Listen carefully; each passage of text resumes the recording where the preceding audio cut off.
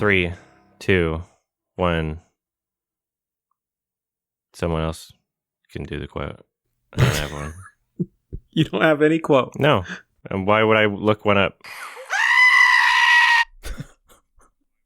Did you hear that? What? Has Discord done the thing again where I play a sound effect down the mic and it doesn't... You guys don't hear it, like filters it out. Oh, okay. No, yeah, it probably filtered it out. I didn't hear what you played. That's funny. But I'm going to see if we play the exact same quote. Yeah. Oh, is it just the goat screaming? You got it. Okay, yeah. cool. Okay, so we both... It's a good one, huh? All right. Okay, cool. Well, it'll show up in the actual episode. I think that's very sweet that we both did the goat thing. I think that's... I think it's cool that Discord is protecting me. At least, It's just such a funny joke. Oh, yeah. Someone's looking out for me. Thank you, John Discord. I'm Adam from Your Movie Sucks. This is Sardonicast. Yeah, I'm Alex from IHE. And it feels weird doing the scream first. Should have saved it. Yeah. Who cares? And I'm Jake from Sardonicast. I'm from this. Oh. Nice. Yeah. We made you. Yeah. Fuck all the other stuff. Yeah. This is my job. We gave you life and we can take it away. Mm-hmm. Very thematically resonant. Mm-hmm. It's almost like you're some kind of Frankenstein's monster. Almost like I'm some kind of screaming goat. Please. We saw a movie. We saw several movies. We saw some movies. Yeah, I'm super curious what you guys think, because I think I might be the odd one out in this discussion. For Frankie? For Frankie, I only know your ratings, I think, but am I correct in being the one that kind of really, really loved this? Like, oh, damn. Okay, good. I'm glad you did. Yeah, I was really into this. No, yeah, I mean, like, you're definitely not the odd one out in terms of, like, overall viewers. Like, people seem to like it. I was the odd one out at TIFF. I was the person going, like, damn, it was boring. And everybody else was like, it was good. So. Really, you found it boring? I found it excruciatingly boring. Well, this is interesting. We have diversity of opinions here. This should be a good talk. I found it so fucking boring. It was so long. And I didn't feel like it was saying anything. Like, really? That I cared about. But you tell me how you enjoyed it. I was kind of intimidated by that runtime, but it really just, I don't know, by the time it got through the opening sequence with Victor as a kid, I was just kind of sold by the way it was put together. That production design, just so gorgeous to look at. Oh my God. I noticed there's a 40-minute extra documentary that Netflix put up of all the behind the scenes stuff, and I don't know, it's just so like delicately put together, but every single element, the sound design of like just little details, the fork sliding off the finger in that dinner scene with Charles Dance, and all these small little character actors coming in, and even for not long and dancing around, and I don't know, the whimsy of it, that fairy tale nature, just kind of reminded me that Guillermo's basically been doing this for his whole career, like this fairy tale tone. And yeah, just leaning into that whimsy, that dark horror side of him. Yeah, I don't know how familiar I am with like the story overall, other than the basics, and the basics were covered for sure. So my understanding is that like one of the, I don't know if this is like more accurate to the original source material or less, but something that made this film more unique is that they, focused a bit more on like humanizing the Frankenstein character and being like, oh, well, is his side of the story. Is that correct? Or have other films essentially done that? Have you read the book, Jake? Yeah. It was a while ago. I read it in college, but there's so many adaptations of Frankenstein that it's basically like every possible version you could imagine has been done. Except like a very literal translation of the book, I think. Mm-hmm. And I know there were some people going into this hoping that's what this was going to be, and that's not what it is at all. It's super different from the book. Okay. I think the most similar aspect to the book is the structure. It has the prologue and the Arctic and that sort of thing. But beyond that, like thematically too, it kind of goes its own direction. And I'm not opposed to that at all. I mean, it's such an old text that it's like you got to bring something new to it. Mm-hmm. I just, like you, Adam, didn't think that it was a very interesting take on the material. I was very bored as well. Yeah, I think what would have helped my experience is if I cared about a single character in the entire film. Really? Oh, yeah. Yeah, I was not attached to anybody. I thought everybody was an asshole and an idiot.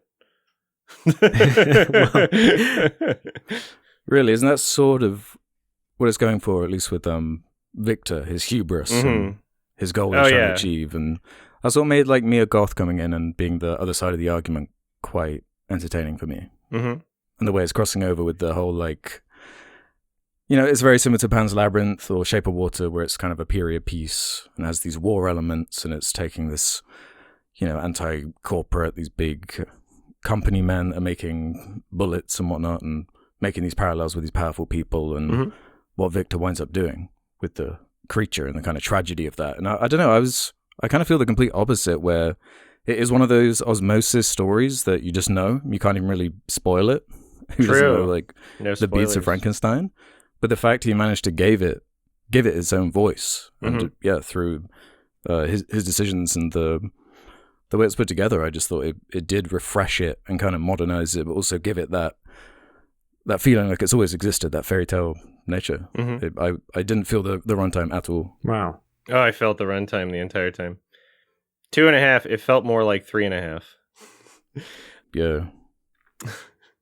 I do want I do want to mention about the production design. Interior, great. Exterior, like the Arctic, you know, it felt like a bunch of CG, you know? It felt like a not real environment. It felt like really phony. And a lot of the effects work, like, I don't know if maybe they like changed it since I saw it at TIFF or something. I kind of doubt it, but like, because it's in the trailer too. Like, a lot of the explosions and like fire looks like simultaneously expensive and cheap at the same time. So it's like, oh, you spent a lot of money on this for it to look like shit. I don't know. I feel like I had similar criticisms at some points in the movie, notably some CG animals I didn't love.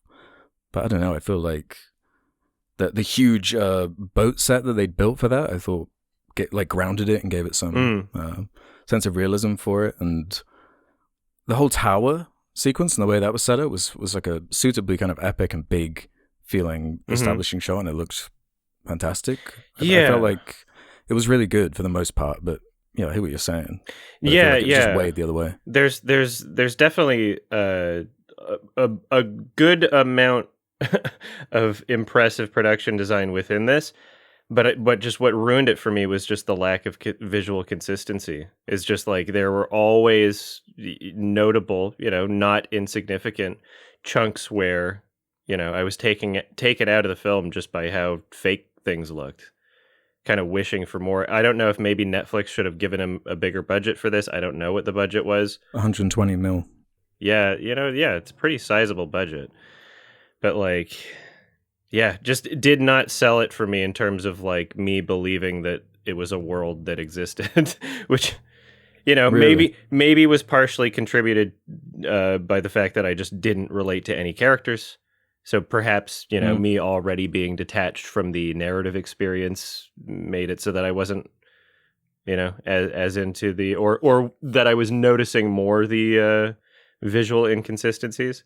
I liked the gore a lot, but it was few and far between and not enough to keep me going. It was like... Yeah, it kind of worked for me on almost a horror level with the body horror stuff. And I really love that scene where Victor first shows off his early experiments and that practical model that was built. Yeah. I love the look of it. I was really sold on the love that scene. Wackiness of the concept and how he was going against the grain, and he was like convinced he was a trailblazer. That really sold me on his character. Why did he want to kill Frankenstein? Sorry, when you say Frankenstein, who or do you the mean? monster. Sorry, why did he want to kill his own monster? Why did he? Because he couldn't learn a word that was not Victor. because being a father is hard, Adam, okay? And he's like, I'm so tired. This baby only says dad. It only says Victor all that. First, okay, this is like what I like about this movie is also what I think is annoying is that it kind of takes the whole story of Frankenstein and turns it into kind of like a parental trauma story, Sure. and it's about fatherhood. Like we see his whole backstory of his father was cruel and difficult to him, and his mother died because his father couldn't. Sorry, are we doing spoilers? I mean, you said earlier you couldn't even spoil it. Yeah, it's a hard one to spoil. Right? So it doesn't even matter. It's hard to spoil, but the movie takes a lot of liberties with the material because in the book, like there isn't this story of his dad being this bastard who, couldn't save his mom or whatever. Like it's a lot more like nuanced, especially in terms of like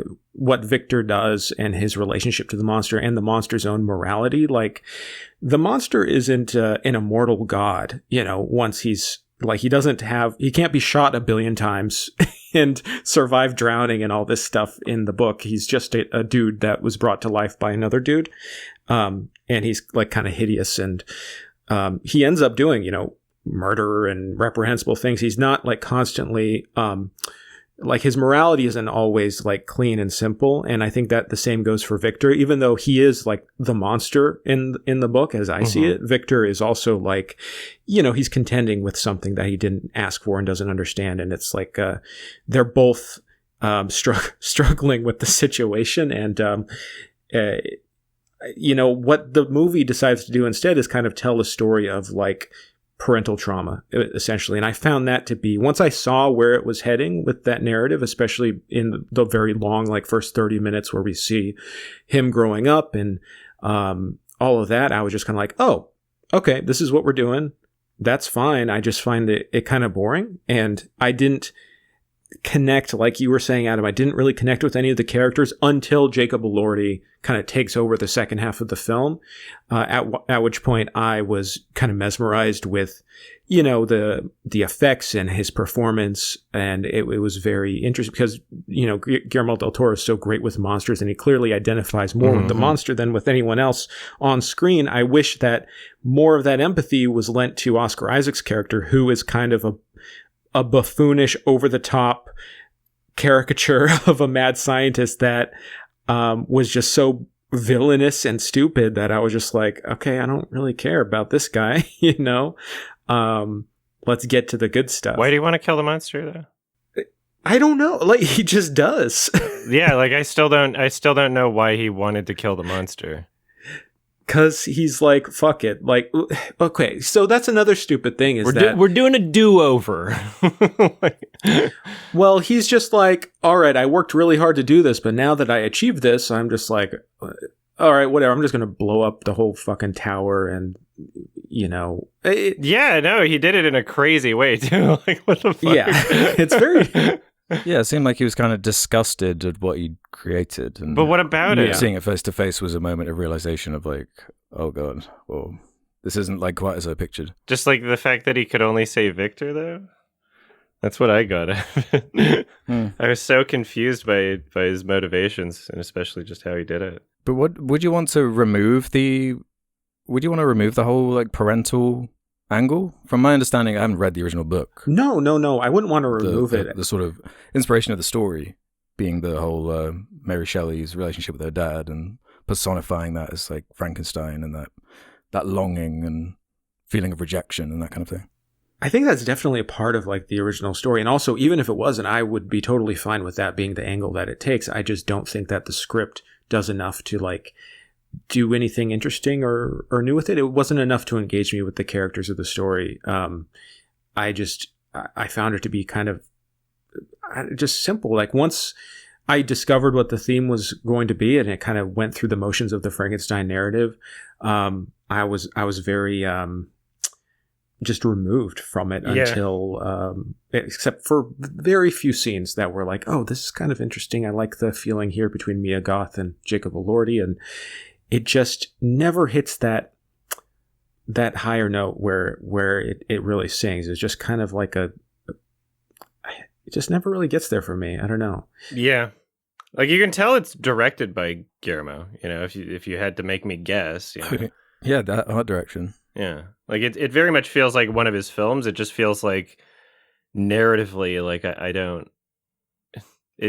There's nothing to stick for me. Well, that's another aspect I did want to discuss with you guys and get your opinions on, because for me, I'm discovering that I might just not like Guillermo del Toro's style of cinematography and what he does scene to scene. Like, also, how many of his films have you seen also? Like, which ones have you seen? I haven't seen that many. I've seen Pan's Labyrinth. I've seen Crimson Peak. I've seen this. I think. Okay. Pacific Rim. I love Pacific Rim. Nice. Shape of Water? I haven't seen Shape of Water. Okay. But what I notice, especially when watching this one, is that I'm immediately drawn to like the production design. And I know he said that he's like a closeted production designer or whatever. And he also, I saw like a snippet of that Netflix documentary where he said that he wanted to shoot the tower sequence like it was a concert, you know, with the camera constantly moving around and floating and getting this big view of everything happening. And that's something that I don't like, is that I felt like he filmed every scene that way, and every scene is kind of like focused on the production design, which is gorgeous and like eye candy, but I feel like the actors are kind of lost in the frame and this camera that is always floating around like this roving eye that kind of feels directionless, like there's not that much purpose in how it's moving. And ultimately, it just feels like a lot of reverse shot. And a lot of times I feel like it's in awe of what has been built there, but it's not actually contributing to like the cinematic, like the language of the film isn't like engaging me emotionally. Like he's not using the language of movies in a very effective way at least to my tastes. So that's an interesting point. Yeah. I mean, so that it becomes dull. Like even though the first few scenes I'm like, oh yeah, I remember this looks really cool and interesting, but being cool looking I don't know. I feel like it only takes you so far, especially for a 2.5 hour film when every scene is shot the same way. That's not a bad point in terms of it feeling like it is kind of showing off the production design a lot, but I wouldn't call it directionless, but I would agree that it does feel kind of like overindulgent in that sense. Yeah.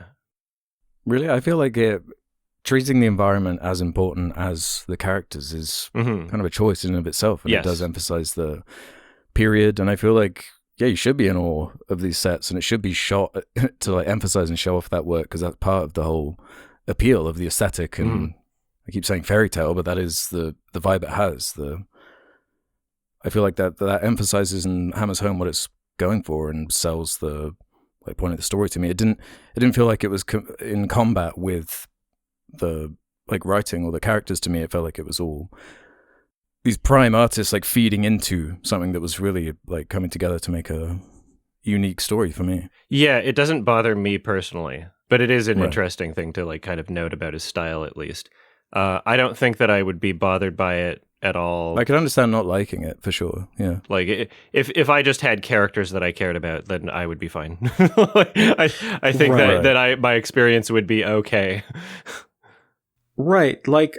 I mean, I respect and I understand like what it is. And I agree with you, Alex, where like there's a great argument to be made that that is part of it. Like the production design is just as important to his story as everything else is. And I simply like the very clean, crisp image with very wide angles.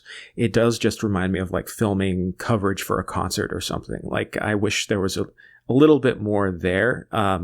But you know, it's not necessarily bad. It's just kind of a choice that I just don't gel with very well. For example, there's a scene in the second half of the film where Jacob Elordi, as the monster, is climbing around in this house, like with these giant cogs, and he's spying on the blind man's family. And he's crawling around with these giant ass cogs. And suddenly, like, those are the main characters in the film, you know, like it's just so focused and in awe of these massive cogs that I'm just thinking not about him or the story or anything. I'm just thinking like, wow, those are some impressive looking cogs. Like, I love that. I don't know. Like, that's something that really immerses me into it. Yeah, I mean, I guess it just depends on the viewer. Like that for me, it pulls me out immediately, and I'm just constantly reminded of like, yeah, this looks and feels like a set. I don't know. Well, you know what? I think it's super fucking based that you don't care that Guillermo is an untouchable icon and you're sharing your perspective and you're taking him down a notch, showing that we don't have kings. Damn. This is a no kings podcast. I've always had that mentality. Yeah, fuck that guy. No, I mean, he seems like a great dude. I mean, Sure. He's made some nice. great, wonderful films. He's my best friend. For whatever reason, this didn't stick with me. And I've been getting, people have been annoyed at me because they're like, "Oh, why you're being too harsh on this movie?" But it's one of those things where it's like, if it doesn't engage you emotionally and it doesn't pull you in, like there's not much you can really, I can't basics. Pretend to like it. Exactly. But I do see why people are happy with the film and engaged with it. Like it does offer a lot. It's just not to my taste. Yeah, I am kind of surprised by how much I like it, because on paper it's not the most interesting project to me to see from him, with what I'm saying about this kind of repetition of these ideas of these monsters and this commentary that he bakes in there. But I don't know, I think he pulled it off. This is what I want more movies to be like, especially in these, like, in the streaming hellscape where like Red Notice costs like 200 million and it's all like moving around like that. This is kind of what I want. Like, just let these artists make their art the way they want to do it. And I feel like it's a good use of 120 million in my mind. Yeah, yeah. I'm glad he gets to do the things he wants. I'm gonna have another weird, like, logical thing that bothered me. Why the fuck did those two? So when Frankenstein escapes, those two guys that don't know he's a monster, that just see a tall guy, they just start shooting at him. Why? They don't even know he's a monster. They're just like, a tall man, shoot him. What the fuck? Because it's set in America. It's actually set in in the South. Yeah. It's got the guns blazing. I mean, there were several moments like that, especially that annoyed me. Just like plot conveniences too, where like the blind man is attacked by wolves, and that just happens to be the exact moment when his family returns home, and they're like, "Oh, it must have been this monster," So. Yeah, I didn't love the wolf scene. Those kinds of like plot conveniences annoy me. When he goes back to the tower that exploded in all this gasoline and he finds little pieces of paper that explain who he is, that irked me a little bit. Just like silly thing. Another, like when he kills Elizabeth, when Victor shoots her, when it's like, like, were you even aiming for the monster? Like, he's holding her right in front of him. You just shoot point blank, Because he's crazy. Yeah, he's crazy. His performance is so big, and I kind of respect him going for it, but I was just like, what is happening? What is happening with this performance? It's a lot. It's a lot. Okay. Do we have much more to say about it? I wouldn't mind talking about the other movie we were thinking about talking about. Sure. Yeah, let's do Long Walk too. Well, I'm giving Frankenstein a 5 out of 10. Very boring. I still don't understand why he wanted to kill him. Didn't connect with any characters. All right. I'm giving this a 4 out of 10. Ouch. Wow. Take that, Guillermo. Yeah, I like this quite a bit more than you guys. This would be like a strong 7, 3.5 star. Cool. Maybe even could go up on a rewatch. I just, all the things you're criticizing for, I basically just flip on its head. And that's kind of what I loved about it. Didn't feel that runtime. Really enjoyed the structure of it, the changing of perspectives. Yeah, love the gothic hellscape that it presented. Love it. All right. We saw The Long Walk. I probably wasn't going to watch this movie, but I knew that both of you had. And so I figured I'd get one in the bag for a potential podcast discussion. Make things easy on you guys. You don't think it's a funny premise? Instead of either of you watching Castration Movie Anthology 1 Traps, which you're never going to do because you don't want art. Damn. I'll do it. I'll watch that. Oh, well, you should fucking do it then. Recommend it. Oh, it has to be the official recommendation. Well, Alex, you're up next. You can save your reputation. What? What happened to his reputation? Oh, you know. And I don't. Okay. Well, just gonna gloss over that. The Long Walk, a Stephen King adaptation, one of many that exist. Supposedly, Frank Darabont was originally going to adapt this, which makes sense because to me it feels like someone trying to do something that's Frank Darabont but not really hitting the mark. I believe someone told me that this was Stephen King's first book. He wrote it when he was like 19 or some shit. Yeah. Oh, really? That's what I heard. I could be spreading misinformation. Mm-hmm. It wasn't published at first. It was like he wrote it very early, and then he wrote Carrie later. But this was like another one that he wanted to publish, and he published it under his pseudonym Richard Bachman, which he used to publish when he had too many things going on. That they were like, "Steven, you're writing too many books." And they're like, "All right, you can publish it under Richard Bachman." What the fuck? Yeah. You didn't know this? I had no idea. That's a weird problem to have. He released like a bunch of books under that pen name. A lot of books, and someone ended up discovering that it was him. How? And then he ended up killing Richard Bachman. They just were looking at the writing. They're like, wow, he has like a weird thing with like, why does he use the same phrase in these books? It's very weird. And that's kind of funny. That's hilarious. I feel like it's very easy now when you read Richard Bachman and read Stephen King to be like, they write literally the same. Yeah. Yeah, sometimes you can always just tell from an artist. Yeah, you absolutely can. But you're like, you're not fooling me. I know this is your alt account. Yeah. Yeah, so what did you guys think of this film? Hated it. Okay. I thought it was kind of fun. It's like a better concept movie than actual execution. I feel like the right filmmaker could have made this really fun if it was a bit more like over the top and leaned into the absurdity more. Because this is the director of like the Hunger Games trilogy, I Am Legend, and it feels about that sort of quality to me. It's not doing anything that extreme. It kind of reminds me of Final Destination recently, actually, where it just doesn't know how to end. There's a very strange ending sequence that didn't work for me and what it was going for without spoiling anything. So that kind of hurt it. But I thought it was so sort of quick and brief, and the concept was kind of fun and enjoyable enough, and it would just veer into answering questions to do with the concept enough that we're like, okay, this is kind of enjoyable, flawed, but pretty enjoyable. Mm-hmm. What'd you think, Jake? I really liked it. I thought it was a good movie. Like I genuinely had a good time. I mean, I had some issues with like how it begins, especially. It was very formulaic, and like the rough sketches of these characters was kind of, the dialogue wasn't great, especially in that first scene where they all meet up. But very cool. Once they get on the road, I was really engaged in the story, and I really was like emotionally moved by that relationship between Cooper Hoffman and David Johnson, and I really love their performances. I liked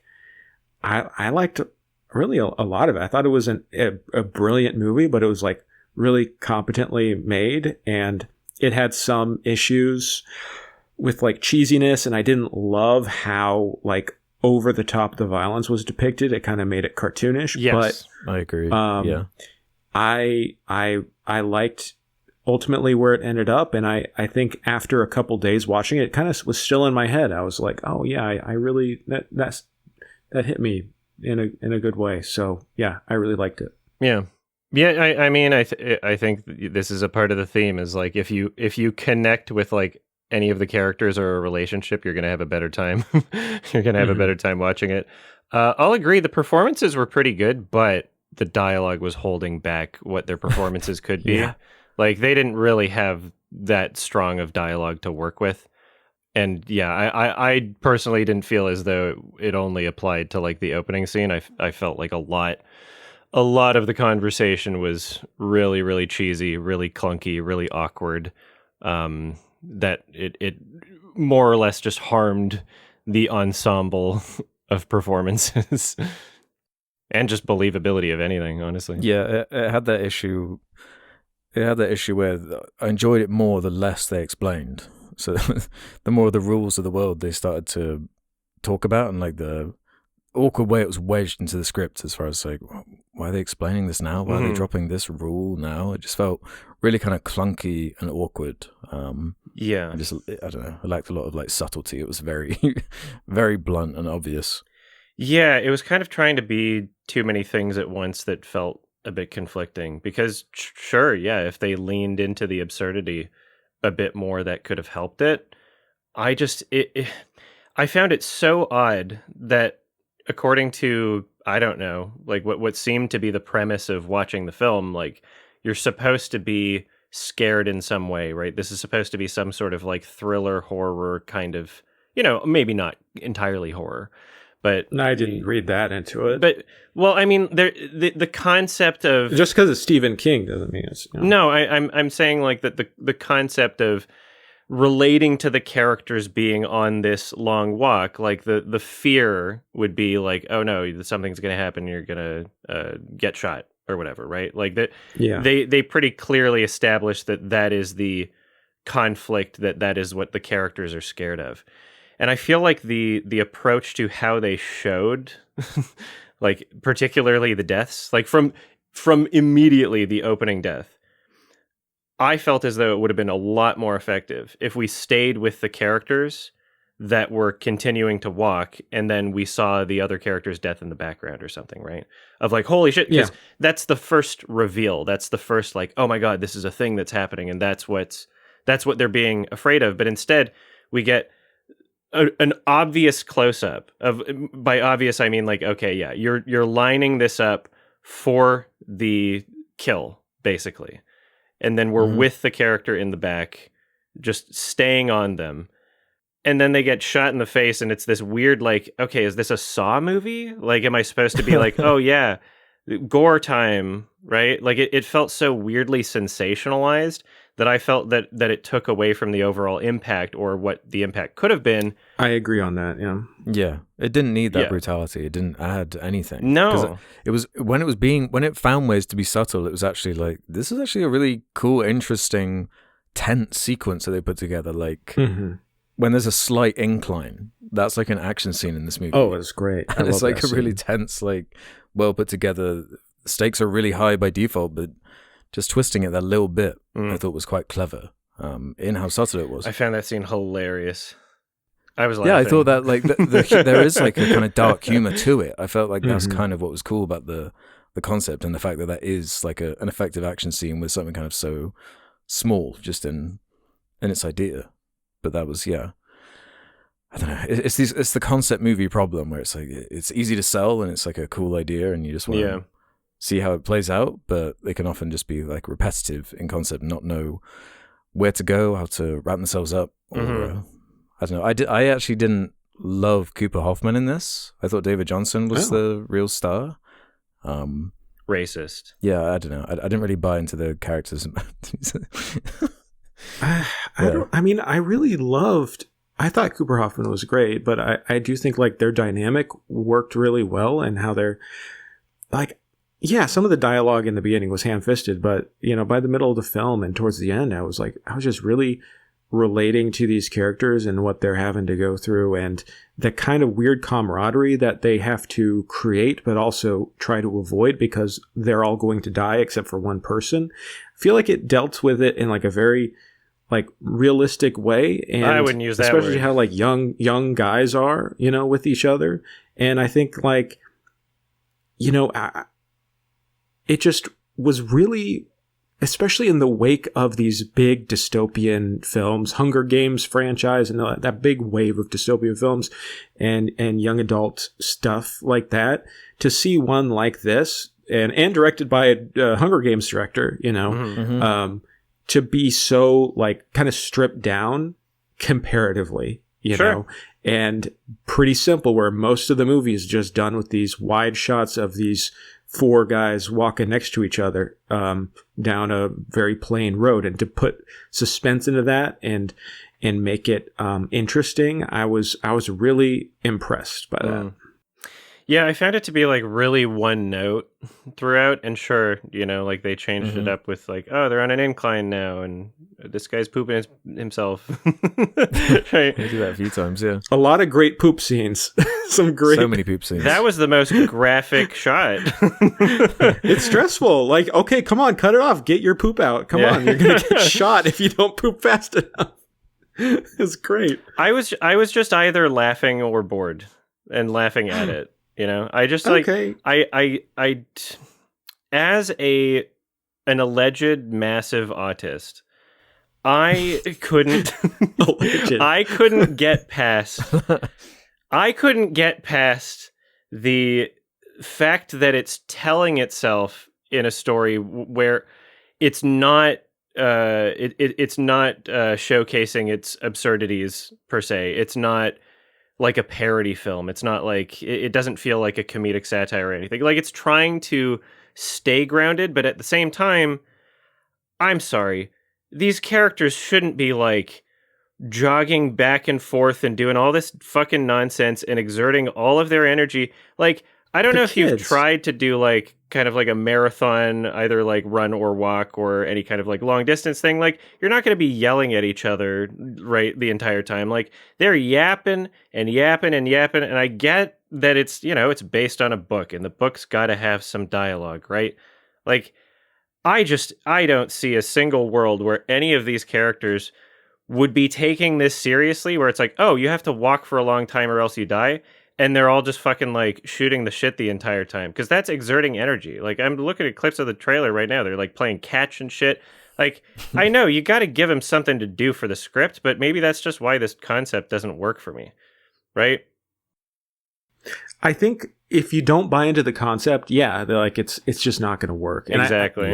I get that. Like if you just are like, okay, this is kind of stupid, which it is. Yeah. But like I think they do enough world building that's very minimal, but it's enough to be like, okay, all these guys, they're selected through a lottery, and basically all of the young male kids in the country submit to the lottery. So it's not like they're all prepped or anything. It's just that's what you do, and then they're selected. And I like seeing the range of the guys, how they deal with it. And there's the one who's like trained for this and is like ready to go. You have others who are not taking it very seriously at all, or just kind of like nobody's stretched beforehand. Nobody's stretched. They're all wearing pants, but jeans and shit. I think that at least to this world and how it's depicted, where it kind of feels more like 1960s-ish vibes. Everyone's an idiot. I didn't find that too insane, Mm-hmm. And once you get past the concept, then if you buy into the concept, it's going to work. But if you don't, it doesn't. Yeah. Yeah. I wish they did a bit more with the 60s like production design and the references to that, because it's like a post-apocalypse type situation, right? It's like after some war that isn't described, it's like very loose, and this is like some battle royale type thing where it's like entertainment and they do it for morale or something. For the feeling good about doing things for their society, and people work harder when they see it on the television. Productivity goes up. Here's what I like about the movie, and from like a thematic level, because you can look like literally at the concept and go, oh, that's kind of silly. But if you buy into the concept and be like, okay, this is a metaphor or this is a framing device for something that's kind of a little deeper, is that the whole idea of what like David Johnson and Cooper Hoffman, their friendship is like, they're constantly going back and forth of like, okay, we're friends and we're forming an alliance, but we can't because we're enemies because only one of us can win. Yeah. But also it's like, the most unhinged Mr. Beast video, or not even the most unhinged, just like an average Mr. Beast video, where a really tame Mr. Beast video. But it's like they have to like make a choice. Like they make a choice of like, even though we're going to die, like we can still have this friendship in the now, and it's about the present and like finding that love and happiness, because it's like a metaphor of life. It's the walk of life, and it's like, they're all going to die, but you got to make the most of it. And we can have this joy together and this love for one another now, even if it doesn't end well. And I just found that like the emotional pull between them was just so it just elevated the movie so much for me beyond what it could have been. So, I just, like for it to be, kind of a period piece, I think would have helped the experience for me is if like the filmmaking reflected that a bit more, like that would have been cool to have like an older style. Yeah, I agree. I am so fucking annoyed that almost every like recent normie film that I see uses this. I think it's called a Petzval lens, Petzvel. Yeah. Where every time it's like a close up, background is like blurred, foreground. You see the character. The background is like smudged in this weird circular pattern, this like almost kind of like a spiral. And if it's done in a way where there's like, I don't know, an artistic purpose to it, right? I believe that the lens was used in Poor Things a couple times. Yeah. Where like the entire, the whole style of that movie is like, hey, look at the style sort of thing.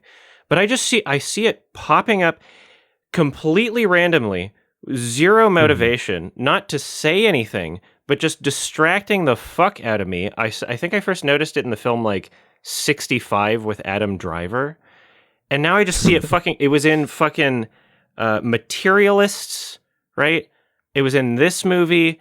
And sure, it's not like every shot, but it pisses me off. And it's just like every time I see it and it's not used with any like intent or motivation, I'm just like, oh wow, this is just like a person directing something and they're just going like, oh, okay, here, I guess we'll use this lens. And it never feels motivated. It never feels purposeful. No, that's my exact issue with this movie, where it just doesn't have much of a personality or as far as directional style is concerned. How it could be like so many. Paul Verhoeven could do like a fun, like over the top thing. Sam Raimi, sure, yeah, I could imagine Frank Darabont like tidying this up and making it into just getting that tone right, getting the feeling right.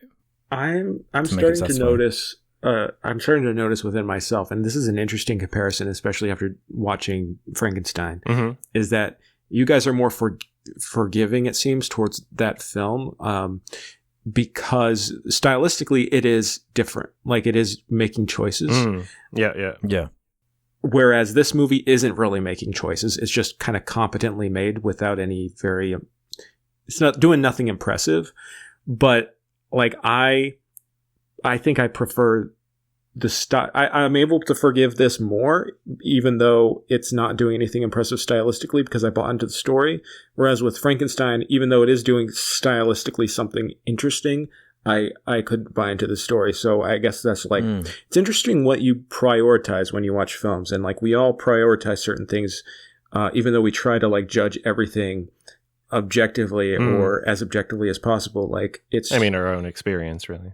Yeah. It's just, I'm willing to put up with like a more boring style that tries to be invisible, quote unquote, even that's not possible. It's not invisible to me. It pisses me off. No, yeah. To me, the lack of choice is a choice, right? And I agree with your earlier statement during Frankenstein. Like, yeah, you should use the language of cinema. You should use the language of filmmaking, right? So to me, it's just as distracting as like any of the shots in Frankenstein. Interesting. That's how I feel anyway. It's just okay. Yeah, for a film to be like truly like, oh, I don't notice the cinematography, there would have to be like more competency within it, right? But I feel like also in the way we're watching movies, and specifically we're watching these to be like, okay, we're going to make reviews and critique them. Like we're always going to be paying attention to the cinematography regardless. Yeah. And like noting it. But I do think a movie like this to a normie would be more invisible in terms of cinematography compared to Frankenstein. Oh, of course. One other thing that bothers me way more than anyone else on the planet is the music, and this movie was filled with so much fucking annoying garbage music. It straight up ruined some scenes for me. Yeah, would have been better without any soundtrack. With how overbearing, and again with that lack of subtlety, I just feel like if you'd have got the right person for that, it would have really helped. Yeah, or just no music. Yeah, I didn't necessarily demand it. Yeah. It's quite a minimalist kind of concept. Yeah. It's kind of funny because like we bring up, like, oh, what if it was like more absurdist or something? I would have, this is just me. This is not going to apply to anyone else. I would have probably enjoyed like a much more grounded one as well. Could you imagine fucking like Michelle Haneke doing this? or like someone who was like painstakingly thinking of like, okay, what would someone actually do in this situation? Like maybe they wouldn't talk. Maybe it would be like a weird fucking Jean Dielmand type situation where you're just like kind of watching. No, it definitely needed like an extreme style to complement that extreme concept. Ooh, what if it was in a oneer? Yeah. That would have been cool. Yeah, that would have been cool too. And you're like actually putting the actors through like you wouldn't be able to set it over the course of days. The actors. But like, that would be a cool concept. I wonder what you could do with that. And then someone like actually fucking like twists their ankle and you're just like, keep shooting. Yeah. This is in the script now.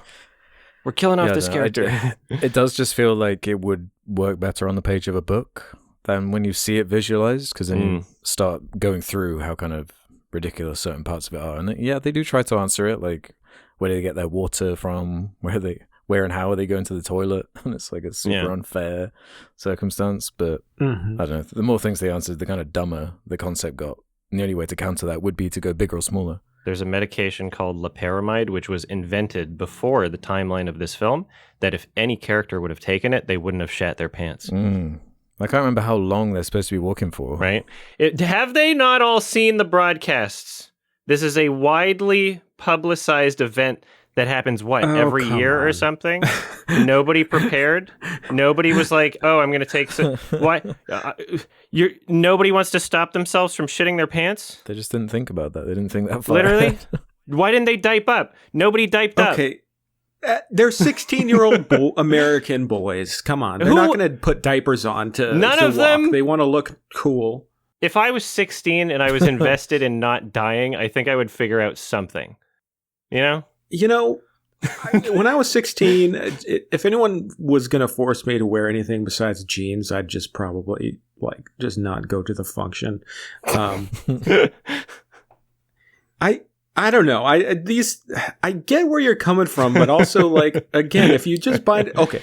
The thing is also like, I've read a ton of Stephen King. I haven't read this Stephen King book, but I've read a ton of Stephen King books, and it's like what this adaptation does is it kind of is the ideal version of a Stephen King story, because when you read like Stephen King books, when you read enough of them, it's like his pitfalls are that he's super sentimental and not very subtle. And the best ones are kind of avoid those two things to some degree, or like mitigate the issues there. And this movie kind of does that.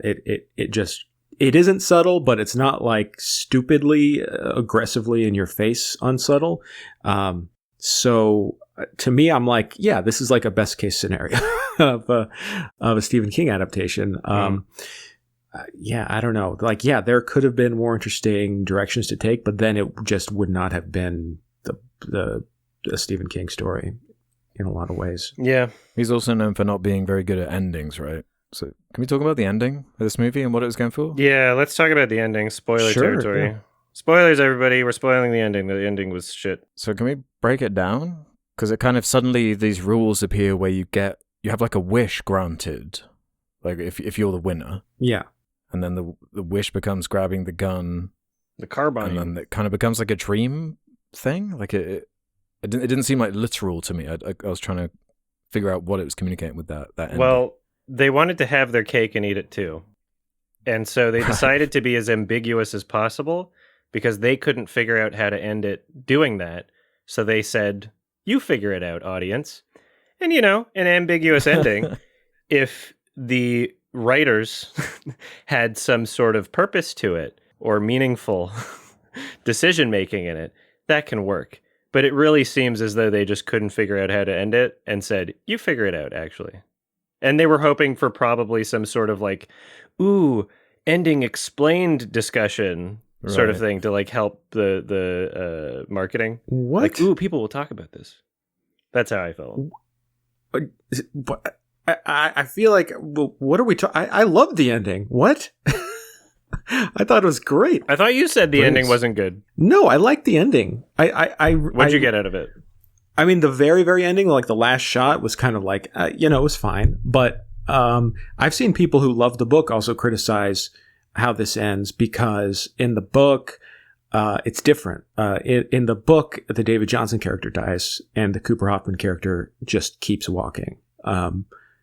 At least that's from what I've seen. And I was on edge the whole time, all the way going up to the end of like, okay, one of them is going to sacrifice themselves, and it ends up being Cooper Hoffman. And I thought it worked. I liked the whole him shooting Mark Hamill worked, and then him walking into the distance was just a very bleak.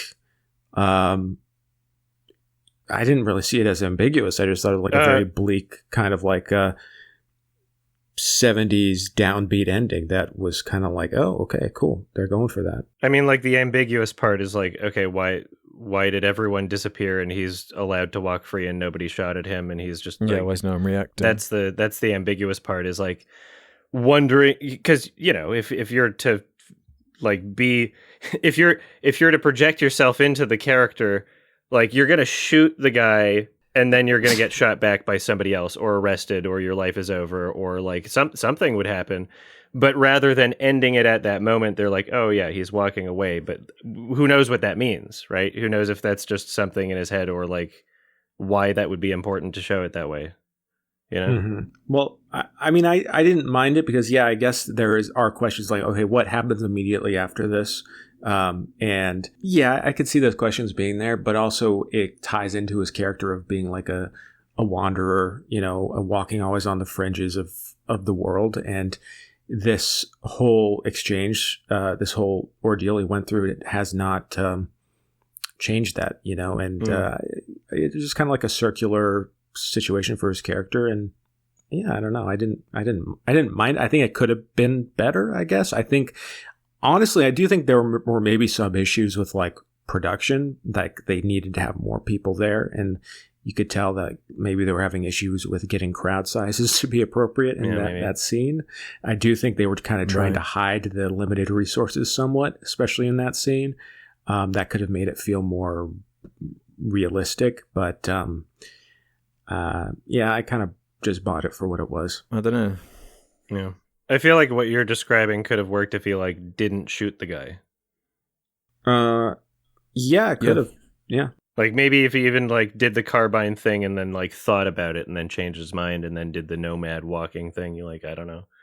But it felt like they really wanted to have that revenge, like they really wanted that, but still didn't want the character to die or get any consequences from it. So they just kind of like, you figure it out.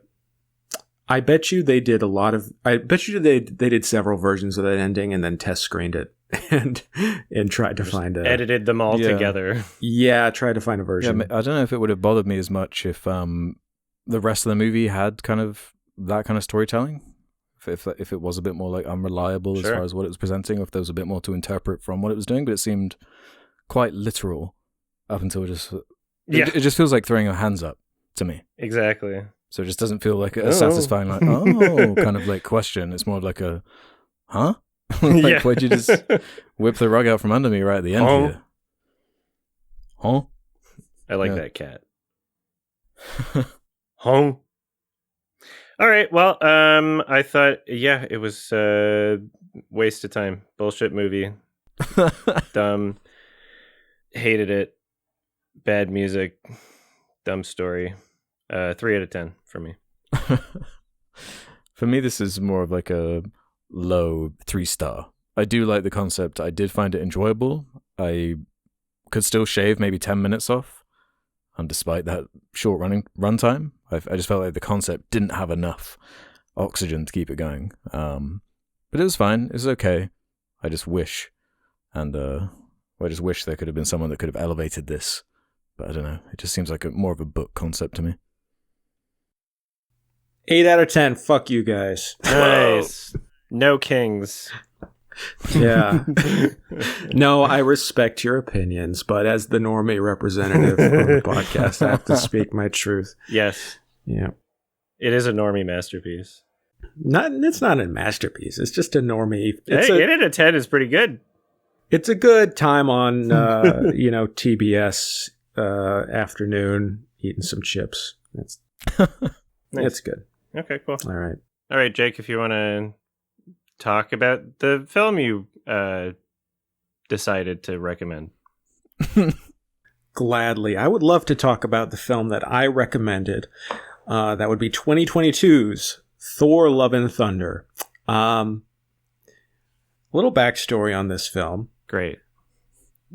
Taika David Waititi, known professionally as Taika Waititi, he's a New Zealand filmmaker, actor, and comedian. He has received various accolades, including an Academy Award, a BAFTA Award, and a Grammy Award. Time magazine named him one of the 100 most influential people in the world in 2022. Weird. His feature films Boy, 2010, and Hunt for the Wilder People, 2016, have been the top-grossing New Zealand films.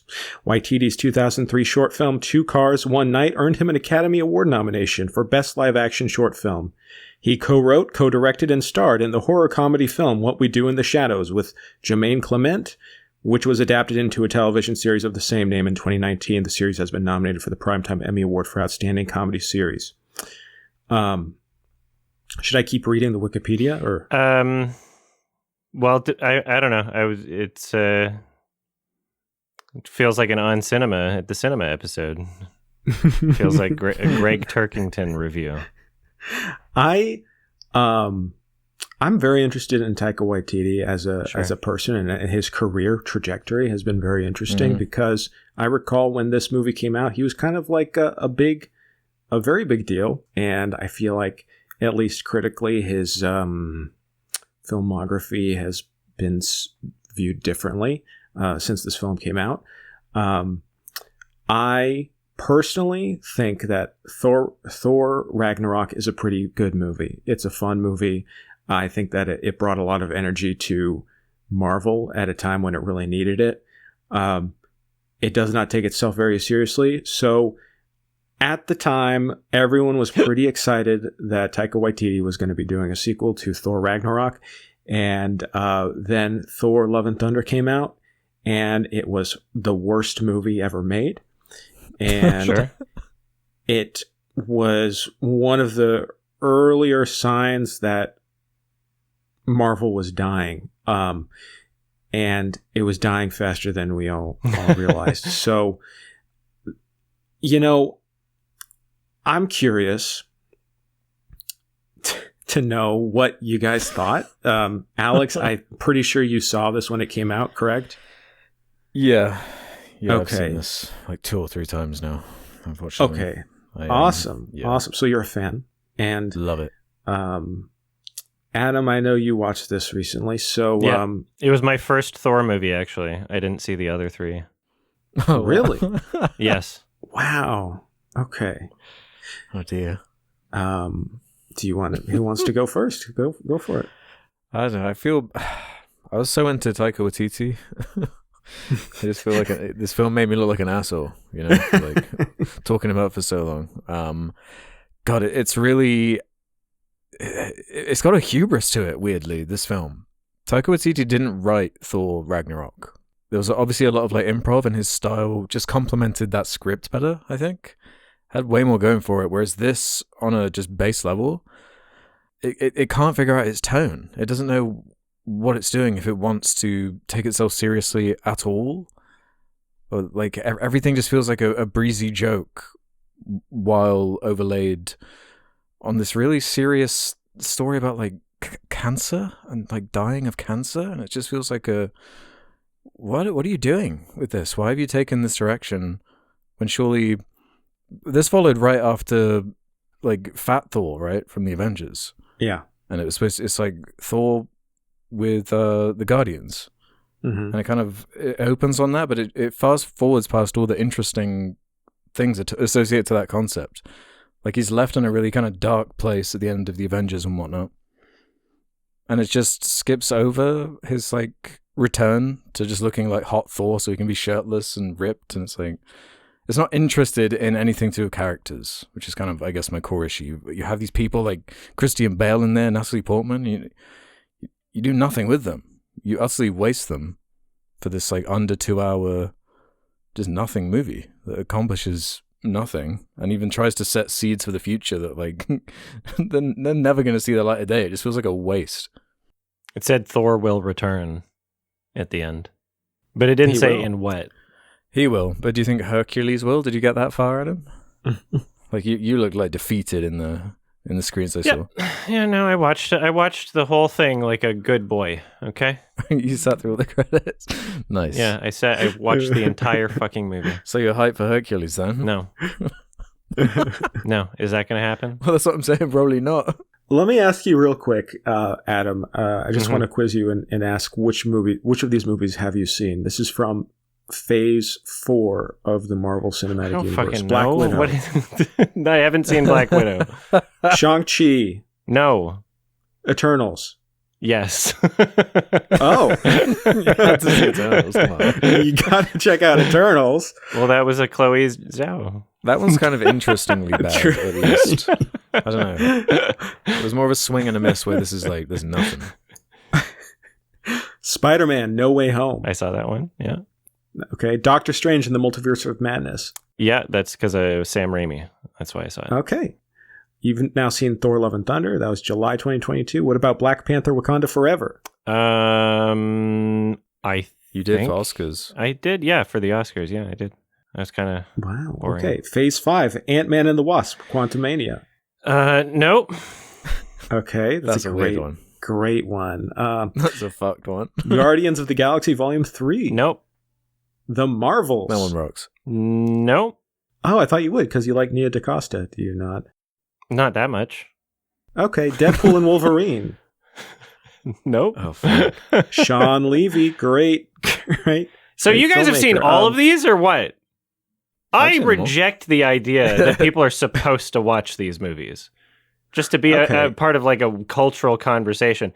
Everybody's got fucking Stockholm syndrome. Like But like when they're enjoyable, they're like fun. It's just they were really bad around this time. how many of those were enjoyable? Spider-Man was good. Guardians 3 was good. I didn't finish. Captain America, Brave New World. No. Thunderbolts. No. Fantastic Four, First Steps. No. Okay, great. Well, we're caught up. The next one to come out will be Spider-Man Brand New Day in July 2026. Maybe I'll watch it. Yeah. I like Spider-Man.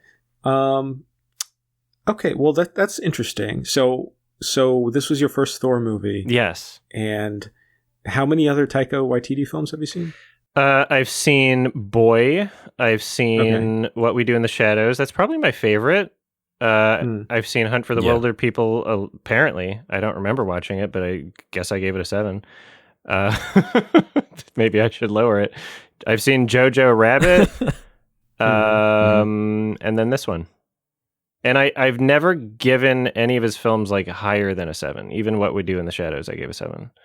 I think I'd give that a high 7. Maybe that could be an 8 someday. But I mean, like, he's not a director where I've like creamed over him or anything. I've just been like, oh, nice. Okay. That's cool. That's nice. I think at some point there comes a time where Taika Waititi should learn that you cannot just ride by on having a New Zealand accent instead of writing jokes. Because sure, that helps with the comedy. Everybody finds it funny. Same dialogue. That accent. It's a funnier dialogue. But there were no good jokes. There were no good jokes in this film. And it was trying. It was trying to make jokes the entire time. It was nothing but jokes. Mm-hmm. And none of them were funny. There were butt jokes. Quite a few goat jokes as well. The like 2014 goat joke. I've got a question for you. Why'd you do this? Why'd you recommend this? Yeah. Oh, that's a great question. Because, Did you want to hurt Adam? because I threatened doing this earlier and then I didn't follow through and I thought it would be fun. And also, you didn't want to save it for like if I were to like do an actual spite recommendation. I get that, like, some of the things I recommend are not your cup of tea, but I don't recommend them because they're not your cup of tea. And I don't even know if they're going to be your cup of tea before I recommend them. Okay. I'm recommending them because they're movies that I want to watch because I enjoy things. Okay. I don't recommend things for all of us to suffer. I'm not mean. Okay. Fair. Or not. We could argue this later. But Okay. the point is, I recommended this not for the movie, not to have about rewatching it. It's about the conversation we'll be having right now, because we'll be discussing important themes. Okay. We'll be discussing trauma. We'll be discussing love, romance, cancer, and our feelings about modern cinema. I mean, this movie is like it signals the doom that was to come, both literal and metaphorical, with Doctor Doom. I mean, this is like just the quotes around this movie. Chris Hemsworth recently spoke on this film. I read this. He said that I got caught up in the improv and the wackiness, and I became a parody of myself. I didn't stick the landing. And he's talking about this movie. Okay, now, does that sound like this was Marvel's problem, or was this Taika Waititi's problem? That's something I want to investigate here, because 1000%. This is an interesting situation where in the majority of bad Marvel movies, you can look at this situation and go, okay, well, it's Marvel, Kevin Feige. I mean, it was clearly a bad situation. The director probably didn't have much to say here, but Taika Waititi was at the peak of his success. He could basically do whatever he wanted with this movie, and he chose to do this. And I do think that the majority of the blame falls onto him. And I do think that he genuinely did not want to make this fucking movie. And you can feel it in every frame of this movie. Like, they just do not give a single fuck. He phoned it in. Because you can see the same actors playing the same roles in different movies and doing a better job. Like, Chris sucked in this. Both Chris's. Oh, yeah, he's awful. Hemsworth and CP. They fucking sucked. Right? Like, no one is good in this. Oh, yeah. Like, it was crazy seeing the Guardians of the Galaxy. You call him CP. He prefers that. He does like that himself. He prefers that. I'm not going to dead name this guy, no matter how insistent you are. Okay? He prefers to be called CP. Look it up. It is true. I'm not going to look it up. I'll send you the article later. Okay. I think it was People magazine. Actually, I would say, but anyway, Christian Bale's decent.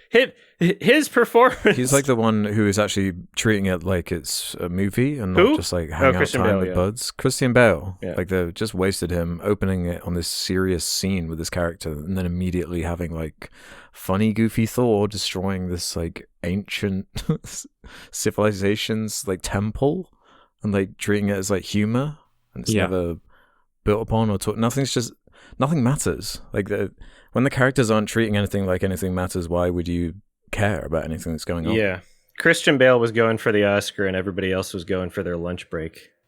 Boom, got him. You know what? I had a revelation watching this recently, and it was that this is like if a Doug Walker film had a huge budget. It's funny how many things we compare to Doug Walker films, but yes. Yeah. That's kind of true. It's apt. I mean, really, like, it kind of feels like Thor and Valkyrie and Natalie Portman's character, they're kind of like their own content creators showing up and kind of not really taking it seriously, and just kind of like, riffing to a point where it just goes and like very obvious stupid jokes that go on for way too long, with kind of like this very slim architecture of a narrative. It just was like, oh yeah, this does feel like a YouTuber movie about like content creators, and they aren't really taking it that seriously, and they're just kind of there having fun, and it is like a shitposty inside joke. Yeah, it's just like a joyless experience, and you just feel how much like they think they're being like witty and clever, and they're trying to like show off how clever they're being, and it just kind of comes across like Epic Bacon Reddit humor. And true. It was a very Reddit movie. I hated it. Yeah, which is crazy, because I feel like I don't get that from, or at least I didn't feel that way about Thor Ragnarok, because I think in a lot of ways it's the way the characters are treating themselves in the film. Like, I never once felt like that was Thor on screen. It was Chris Hemsworth pretending to be Thor. And in Thor Ragnarok, at least, like, he's taking the threat seriously. He's not quipping and making jokes. And it is like the parody of Marvel humor in this of like, did that just happen? You know, every single possibly serious thing is treated like a gag, you know? Oh, all these children were kidnapped. Oh, well, isn't that silly? We're just gonna, you know, like tickle Thor while he's communicating with these kids who are like traumatized and kidnapped.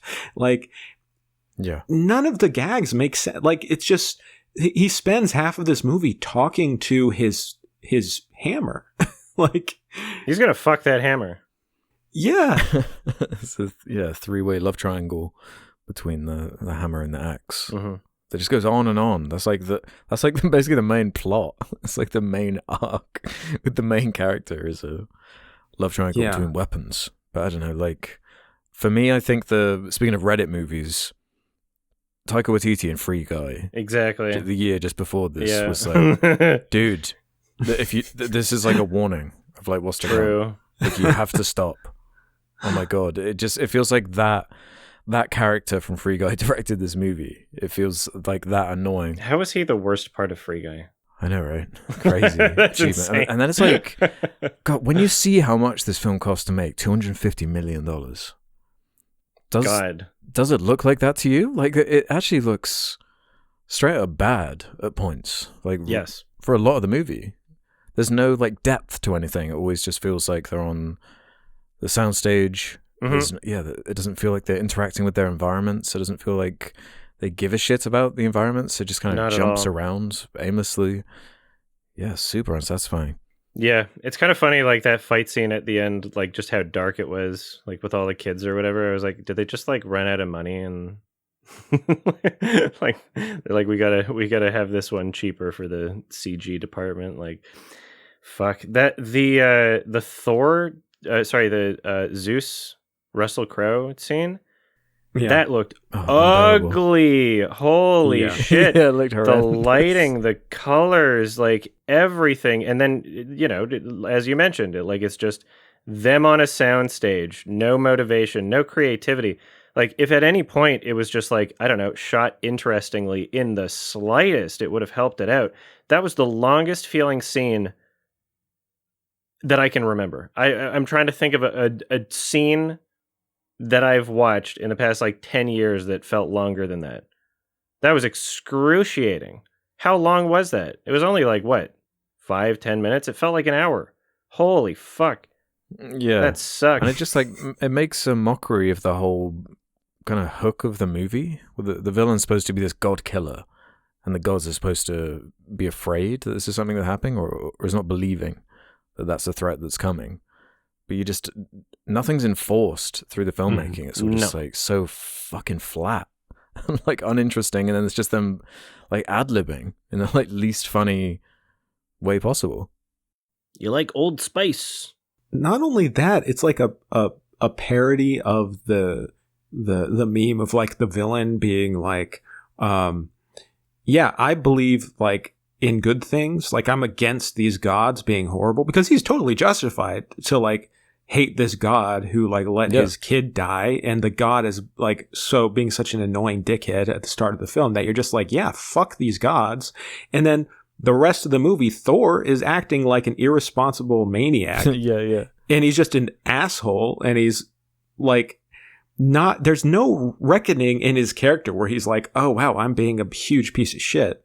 It's just like, oh, we're supposed to side with Thor because he's Thor and he's just being silly, and like doesn't really matter. But then you also have this narrative of this guy played by Christian Bale who's like, kid died and he's like trying to kill the gods, and it's like, why should we as audience members not be on his side? Oh, well, it's because he has an evil sword that's making him evil. Oh, okay. And he's kidnapping kids. Oh, okay. It's like, oh, well, the bad guy has all these great beliefs and everything. Oh, but he wants to kill a baby. Damn it. Well, I guess he's the bad, it's like, it's just so silly. It's such silly. Bad characterization that it just doesn't add to anything. It's so pointless. I just hearing you describe any of the plot, like I start disassociating. I start yawning. Like, my stress levels have been very high recently. Right? Okay. I've got like a night guard because I keep like grinding my teeth in my sleep, and I got a free one because I chewed through it so fast that it was still within the 6 months warranty. And then yesterday, before I watched the movie, I had a tiny little snack at the beginning of my day, like this tiniest thing called a high chew, which is like kind of like a tough gummy that's not quite gum. It's edible. It's like an interesting Asian thing. And I blew out my fucking jaw on my right side at the beginning of the day with that high chew. And I was in a lot of pain. And then the pain kept resurfacing throughout the movie, not because it was residual pain of the jaw, but because I was yawning so much that my jaw kept opening and re-injuring the same wound because I couldn't stop yawning. I was being physically and mentally tormented. Okay. So I physically attacked you by recommending this film. I think so. It's kind of violent. Right. You chose violence for the second time in this podcast history. Oh, come on. Yeah, I think time. I think something occurred to me while I was watching this, and that this movie isn't that bad. I mean, oh yes, it is. What are you talking about? You got screaming goats. I mean, okay, but here's the thing: screaming goats. That's a meme that everyone loves from like 2012. It was already fucking dated. It was already fucking. I think it was like debunked by that point that they don't even make those noises, and somebody just fucking put it over top of the video, and everybody got duped. But they didn't even make those noises. But it's funny, right? It's not. Like, what if we just do it the whole time? Every scene. It gets funnier every time. I wanted to shut it off. Okay. But I'm a trooper. Yeah, no, I appreciate that. What do we call it? Is it a sadist or what do we? What's the word? Sadomasochist. You made us watch Human Centipede trilogy, so you chose it. You chose it. No. You chose violence. That was the first time you chose violence. This was the second time. Go back and listen to the episode. I said I've got two things that we could watch because I wouldn't want to inflict violence on you. So I said that you could choose, and you chose violence. I know what this podcast is now, and I think that it's part of our role to look at art like this and have a conversation about it. What? I think it's important. You've gone for the jugular with this one. I think what we're doing and saying here is important, and I would love to hear your opinion, Adam, on Natalie Portman's characterization as her character. Props to the movie for making cancer funny again. Like, I don't know, like fuck, it was hilarious. Mommy, don't leave me. I actually think it was trying to make, and then cut to a fucking gravestone. Shitty child acting. Fuck you. It was trying to kind of have like a fun with it, like kind of be like make jokes about cancer, kind of like with that scene with Kat Dennings where she's just like, well, it's stage 4 cancer. It's like, how many more stages? It's only stage 4. It's like, how many stages can there be? And it's just like, was that a line in the film? I couldn't remember it. Yeah. They're just like joking about the stages of cancer, and from what I understand, Jason Aaron did like a much loved run of the Thor comic books, and this movie takes a lot from that, especially the cancer stuff. So I wonder if they were trying to do something with that. That wasn't like it all feels very pointless, especially with the fact that she kind of just serves to maybe give Thor a bit of a character arc, but he doesn't really have a character arc because they just state in the beginning of the film, like, I don't know who I am anymore. And that's not really like a character, because it's like, we know who you are by seeing your actions on screen, and you're just like a selfish, rude person. So, unless that's addressed in any way whatsoever later in the film, I don't know what we're doing here. I really feel like Marvel was buying into the idea that he was some kind of new James Gunn. Yeah, probably. They put all that trust in him, and he made it work. And they're like, you know what? Taika's our new James Gunn, man. They like, gave him the Guardian. Here's $250 million, and you can write it this time because you're like this critically acclaimed. You're getting Oscar noms for, Jojo Rabbit. Rabbit. This happens.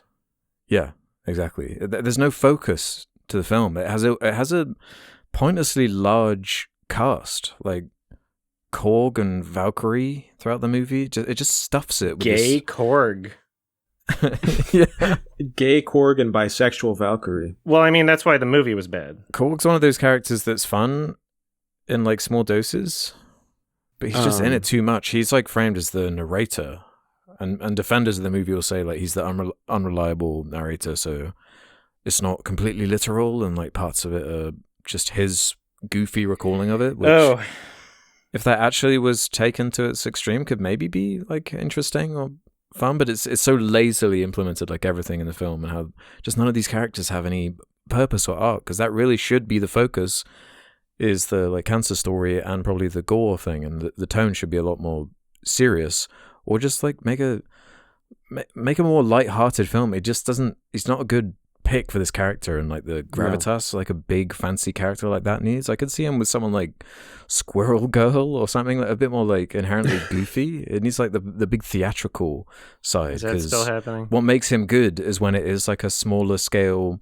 like in Boy, where it's a very light-hearted kind of tonally film, but it will be serious now and again. It can still connect on a human level and care about its characters beyond just the goofy comedy, but it never gets out of that or finds an angle or even gives a shit about it in this one.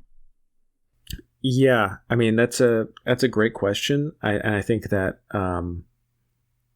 I think they did not know. Like I think that there was a point when they were like, let's try to do all this stuff that would be fun. And I just don't think like it is an element of like them not putting in the effort. Genuinely, I don't think they did. I think they were like, we can just kind of coast. We've got this. We've got all these people here. We can get like, there's so much, just like rubbing it in your face of like, yeah, whatever. Like you can fucking like with the cameos and the scene, because there was the scene in Thor Ragnarok where they had like Matt Damon cameo, and it was kind of like, oh, this is like funny and random. And in this, it's like a 5-minute sequence of them with all these different cameos and Melissa McCarthy. And it's like, oh yeah, just you're overdoing the joke. It's just, it's cute when you throw it in there, but it's like nothing has any weight or when it does, it's just so jarringly like poorly done, like with the cancer plot. It's like it's borderline offensive how like little weight is given to it. It's just it's insane. And in terms of the gay allegations to this film, I'm going to read this from the Wikipedia. At the London premiere Q&A in response to the question, how gay will the film be? Waititi exclaimed that it would be super gay. Critics and moviegoers who saw the film expressed disappointment that this statement was false and that Marvel queer-baited the audience. But then again, if you're a Marvel fan and you're expecting a film to be super gay, like you're just fooling yourself. Like they show Korg. Korg has at the end of the film, he, I guess, hooks up with a dude, right? He falls in love with another Korg rock. That's the implication. And they touch hands. Another rock man named Dwayne. Yeah. Yeah. And that's super gay. Yeah. Gay rocks. And that's, I'm glad that was, explicit enough to, have people not be left in the dark about why the movie was bad. It's because it's woke. Like, now we know why the rest of the movie was bad. Thank you for saying it. Well, did you feel represented by this film, Adam? Did you oh, enjoy yes. the... No, not at all. Fuck this movie. I'm dying. I'm wondering if this movie is better or... I don't know, maybe Alex, you can help me with this. Is this better or worse than Captain America: Brave New World? Oh, they're bad in different ways. Yeah. Because it's not even about like the director at all for the Captain America one. Yeah. It's more like just doing damage control and doing it really badly, whereas this is giving too much control to one individual and letting it run wild. That's so true. Is it better or worse than Deadpool and Wolverine? What about Quantumania? Like, I feel like this one is sad because it's a success. They made a shitload of money. These Thor movies are just safe. $750 million. Yeah. Yeah. So it didn't really matter with this one, and that's what's kind of more curious to me about the recent stuff, like Quantumania, like bombed hard, which is like, yeah. Okay, at least there's a little bit of like justice to that. It feels like you've pushed it now. You've like taken the piss and you've like ruined your core audience for no reason. like why have you done this? Like why when there's so much on the line? Yeah. I mean, I think Kevin Feige would genuinely murder children in order to get $750 million global box office for Thunderbolts. Yeah. Well, Fantastic Four didn't even get close to that. No, and Fantastic Four is actually like a fine movie. That's a lot better than this movie.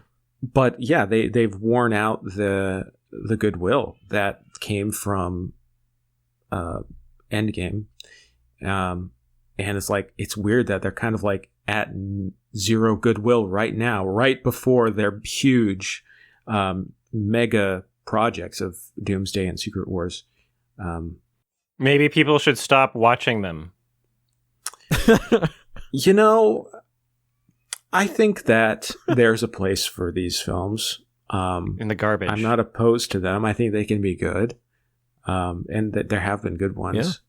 Yeah. They just need to... Is it worth it? I think that they need to relearn what makes like comic book movies fun. Or any movie. And like what makes a movie like Spider-Man, Sam Raimi film work is that like that's a big budget movie and it works because it has like this character and this very limited intent. It's not trying to be everything all at once, and that's another issue also just with like film industry in general. Like when did Spider-Man come out? In 2001, 2002?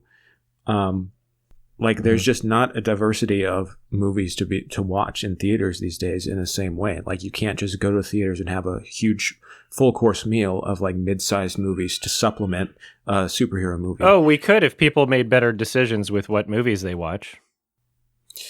I don't want to blame audiences. Who else do you blame? Who else do you blame? Well, you vote with your wallet. What are you talking about?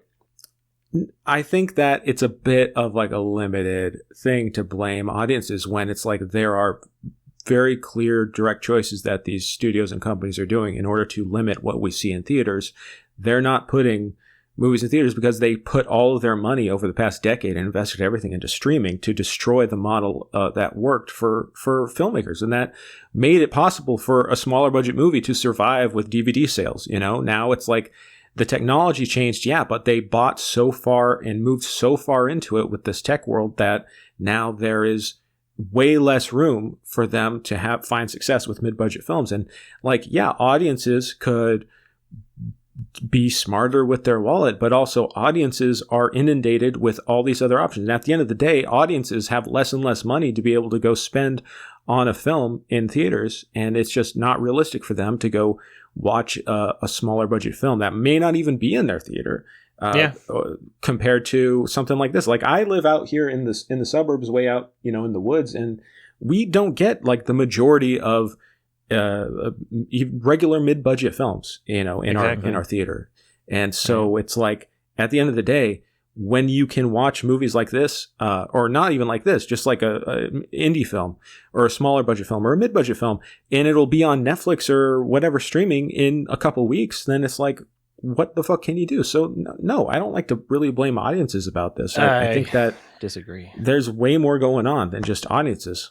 No, I know, but it's a result, right? Like the lack of accessibility towards better films is because of a lack of demand, and the lack of demand is caused by a lack of education, really, if we want to call it that. I don't want to. Right? Awareness of these other films, right?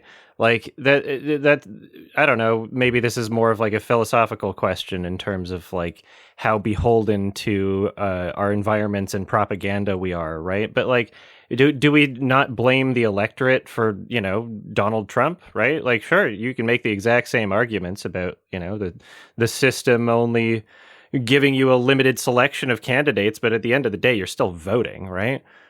Like you have options. You have some options. But you're never going to win fun. people over to watch these movies by scolding them or being like, "Hey, like you're no. stupid for wanting to go see these films." And it's like, Maybe. like, you know, go One watch can the good dream. movies. And it's like, well, you know, most people can't or don't Yeah.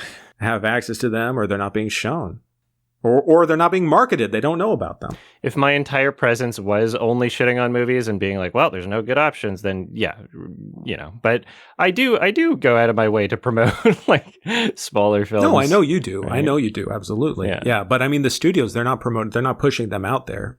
Yeah. But if we make it known to the studios that there's a demand for this, we can influence change.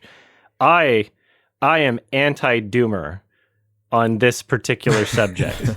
Okay? That's I good. believe that we do have the power to change things, and we can demand better, more varied films even. We can demand better choices or better availability of choices. We just have to make our voices heard, and we just have to inform ourselves and be aware and make the effort.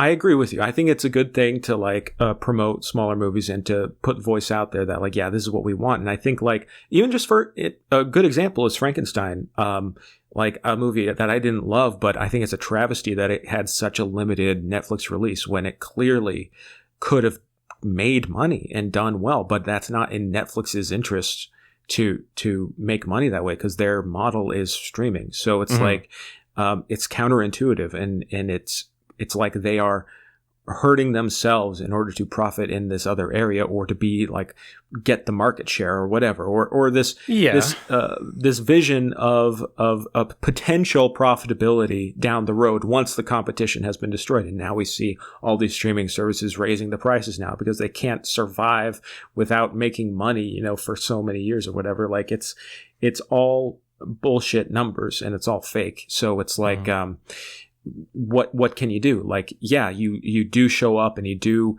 like a filmmaker like Guillermo del Toro who has an audience who wants people to go and people will go out and see these movies and wants to see them, but they're just refusing to show it. It's like what can you do? Like get filmmakers to not have Netflix produce their films or release their films. And it's like these limited options. I mean, it's just, I mean, we all know, we talk about this every time. It's a hard thing to solve. There's pros and cons to the streaming model. You know, you could make the argument that, you know, it is easier for a director to get their films greenlit and seen in many cases, right? And I do believe that, you know, if there is, let's say like a medium or lower budget film that does really pop off, even on the digital market, that other studios that, you know, might be more familiar with the theatrical market, they're still paying attention, right? Any success that is seen even in one section of the market is noticed throughout the market because these people want money, right? And so when you're voting with your wallet, even if it is just, you know, watching something on Netflix or posting about it on social media or just trying to like drum up hype, these things do become more available when they know that there's a demand for it because they want to make money, right? You know, at the end of the day, like you were still able to see Begonia, you were able to see Shelby Oaks, right, in theaters. You know, those are smaller movies. Yeah, I mean, I just think that people need to ditch the idea that we're supposed to be watching Disney movies as if it's some sort of like tradition, as if it's some sort of like, you know, oh, you know, it's like Thanksgiving or whatever. You know, you might not enjoy it, but you just do it. I do think that's slowly going away, and I think that they're going to have to make these movies with a smaller budget and expect fewer people to go see them because you can only like capture the zeitgeist for so long and have this trend. Like, I think people expected the superhero trend and to go on forever and ever and ever. And I do think that it's kind of run its course for now. And maybe down the road, it'll have another huge boom. Or maybe Avengers Doomsday is going to be that. Maybe that's going to be like, yeah, hell yeah. Or maybe just occasional superheroes are going to get big releases like Spider-Man Brand New Day. But ultimately, I think that like there's this idea, especially at Disney, that there was going to be infinite growth because that's that's capitalism. That's what they need to happen. You know, that infinite growth. We're just going to be making more and more Marvel. This is what people want, without like considering the fact that maybe, you know, the quality will decrease if you do that. And that's exactly what happened. And, you know, bringing it back to Thor: Love and Thunder, is like this movie was hit also with COVID. There were lots of delays around this movie, and I think you can feel it with the ugly way that it's shot, especially in certain scenes, how it feels like people aren't really in the same room at certain times when they film things. So, you know, that's an aspect too, that they're just pumping out this content, especially at the time, to get Disney Plus off the ground. And it's just, there's just a lot of shit, a lot of bad choices, and things got out of hand.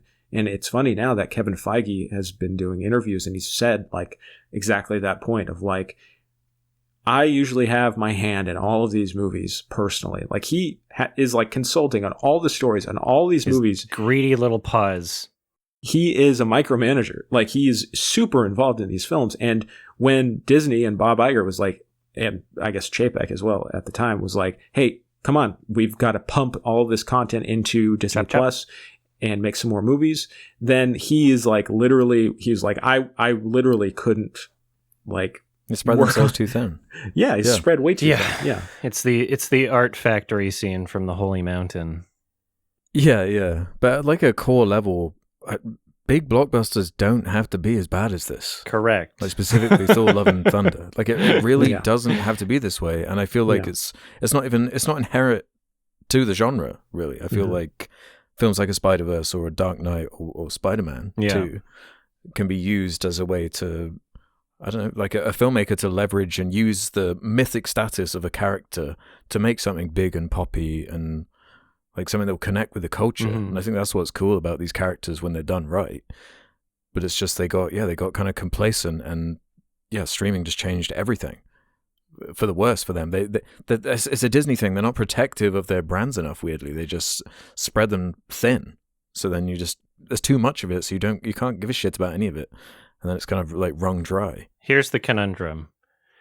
The people making the business decisions are not familiar with like what a good movie is.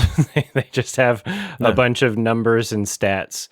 And even if we're in a position where we're, you know, as audience members, and, you know, I'm sure that they've heard this criticism throughout social media at this point, like, trust the artists or whatever, right? And maybe they might see some examples where that's a successful thing, you know, whether it's James Gunn or another example. My brain's a little fried thinking of this stupid Thor movie.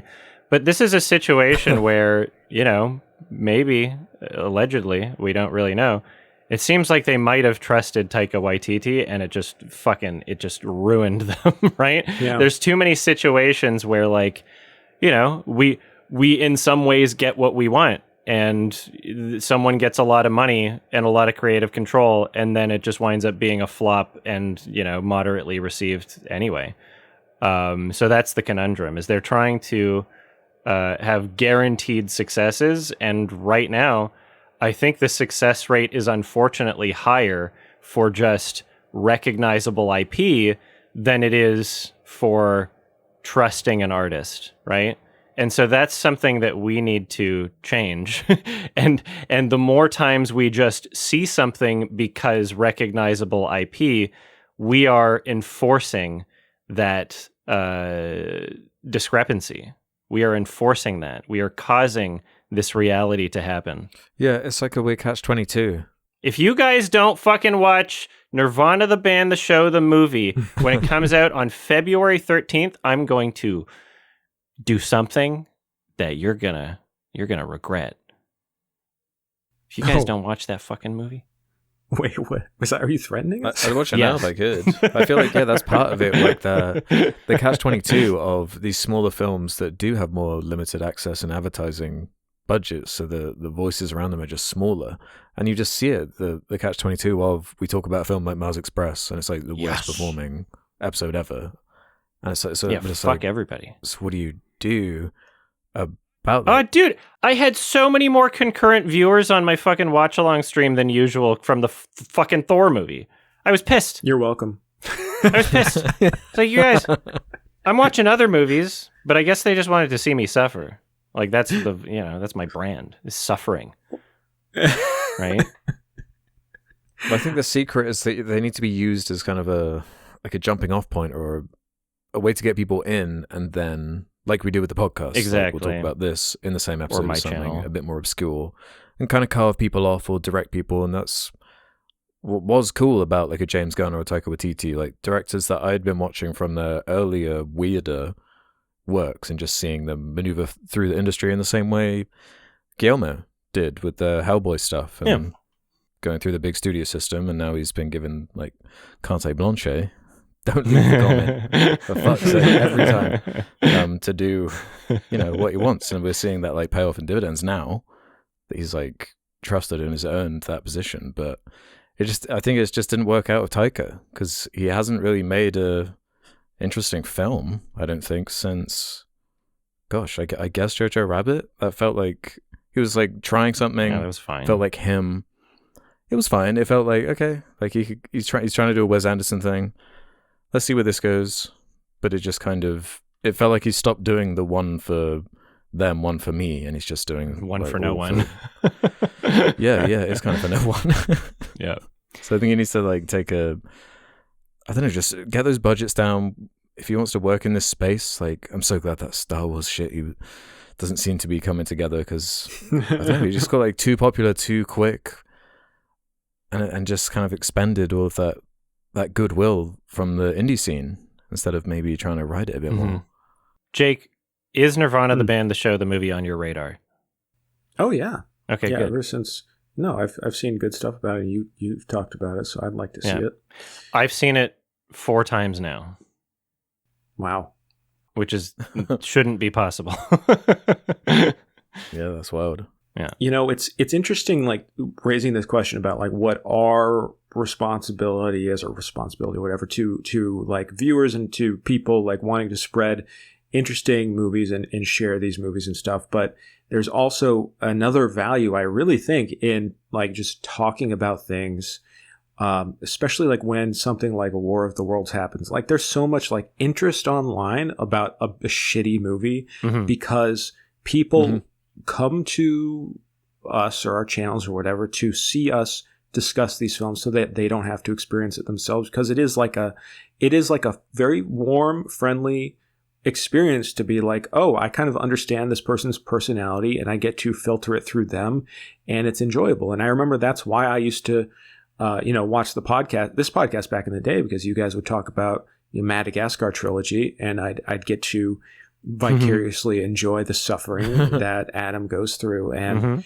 it's fun to do that. Whereas with like a good film, a lot of times it is like, this is a good film, go experience it and have a good experience with that film, and you're having a relationship to that film. Whereas when you're talking about a shitty movie, you're having an experience with the person talking about that movie more so. And it's like, we love talking about good films on this podcast, but I do think there is like value and something nice about talking about a piece of shit like Thor: Love and Thunder, because it in a lot of ways is just way more instructive and an easier way to figure out where something can go wrong, where a movie can go wrong, where movies are going wrong, when you have such a glaringly bad example.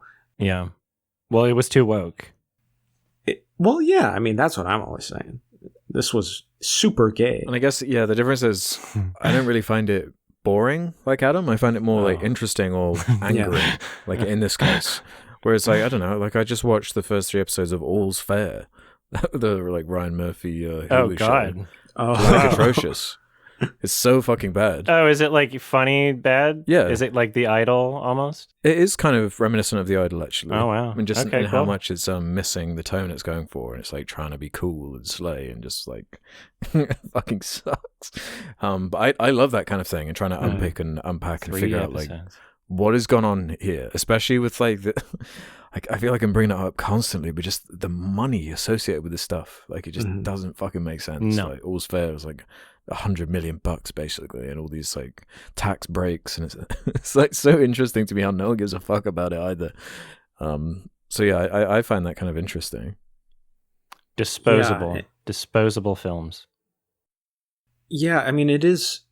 I mean, that's part of why I wanted to discuss this again too and revisit it, because I remember having such a visceral reaction to it out of the theaters and being so disappointed. But also, like, there are so many like interesting and stupid and weird ways they went wrong with this story, like just from like a scene to scene level with all the jokes and like the pacing of the jokes and how it's edited together, and also like the emotional themes and the beats, like how it tries to hit it. It's so bizarre. Like we have Natalie Portman smashing a sink with her Thor hammer, and then, you know, Tessa Thompson comes in and they're like doing a little dance on like a portable speaker.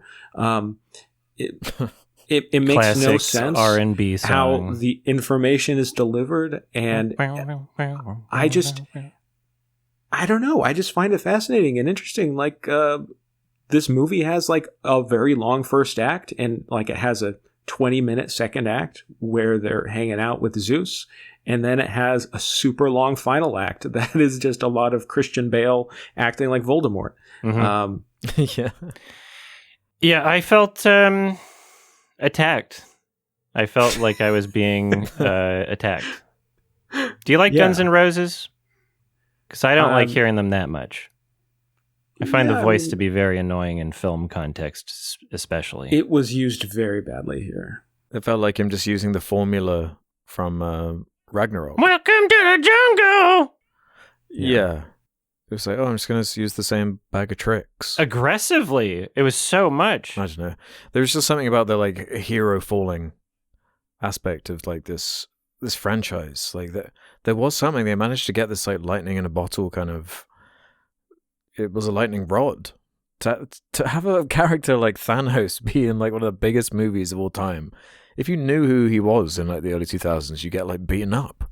And now like people wear him on t-shirts, and he's like memed and is quoted, and he's like a Darth Vader figure. It's like crazy. Yeah, he's in Fortnite. As is everyone at this point. He's twerking. Like, to then fast forward to here, and it's like even fans, like super fans of Marvel, don't even like this one. It's like that bad. Yeah.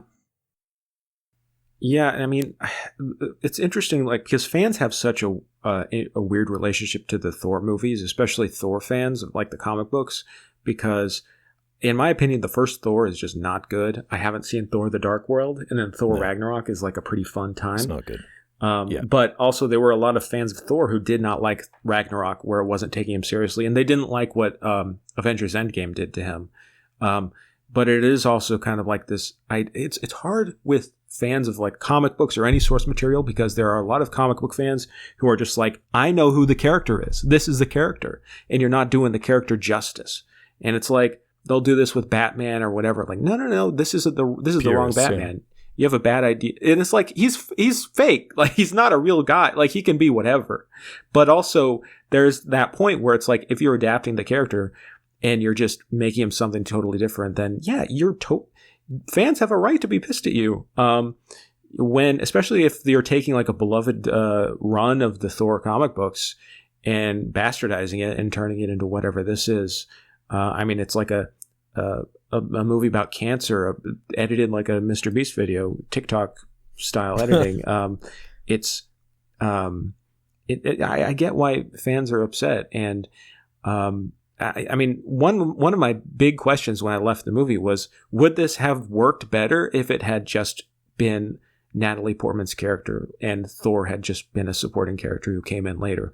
Because I do think if they front-loaded Natalie Portman and like dealing with cancer and explain like what was going on there, because it all felt so random of just like, oh yeah, now I have the hammer and I'm gonna be a Thor now, and it's like, what the fuck? Like, this makes no sense why you're even here. Yeah, that should be the emotional core of the movie. Yeah.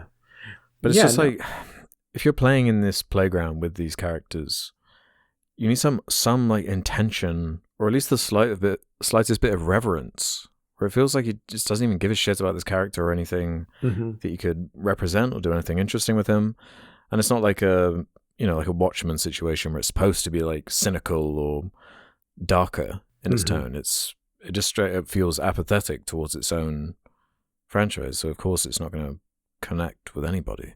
One of my favorite details is the little Infinity Gauntlet like ice cream shop that they have on the Asgardian thing. It's like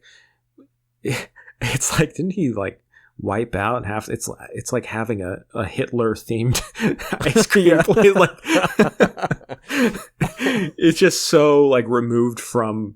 It's just like such an obvious like fan service dumb joke that is so removed from the context of, oh, this is supposed to be a believable or semi-believable coherent world that exists, and it doesn't whatsoever. And I also really love the moment where Thor just adopts Gore's kid and is just like, yeah, this is my kid now. And that's how it ends. Yeah, they were trying to give it some heart, some like emotion, I guess. Yeah, not trying very hard. It's just so totally unearned by that point. All of the stuff with the kids is just like, what? Annoying. Are we supposed to know these people? It's just using the fact that they're kids just to like manipulate. Oh no, I'm so scared they're gonna get hurt for real. It's Chris Hemsworth's actual daughter, I believe. Oh. Yes, you're right. Mm-hmm. Cool. Yeah. Well, this film really put the Y in Taika Waititi for me. I feel like we can do another hour on Thor: Love and Thunder. Do you want to? No. Still plot synopsis breakdown. Yeah. No, please. I want to get into the lore behind Valkyrie's character. No. Okay. Thank you. Well, you see, she was dating the director at the time, so she needed to be in the movie. The child? No, Valkyrie. Tessa Thompson. Okay. 1 out of 10. This was pain. This was what I would call a sleepy headache movie. All right. Yeah, I think I'd give it a 1 star. Generous. It's, when you're rooting for the villain, like more than anyone else out of the entourage of good guys, of which there are many, it's just wrong. Everything about it sucks. It is just, I just hate that it was rewarded for it too. That really gets me at the end. Like, it didn't even matter in the end. Like, it sucked so hard, but everyone went and saw it anyway, and it made a bunch of money. It sucked so hard, they got so far. Yeah. In the end. So fucking true. Didn't even matter. 3 out of 10. Wow, that's pretty good.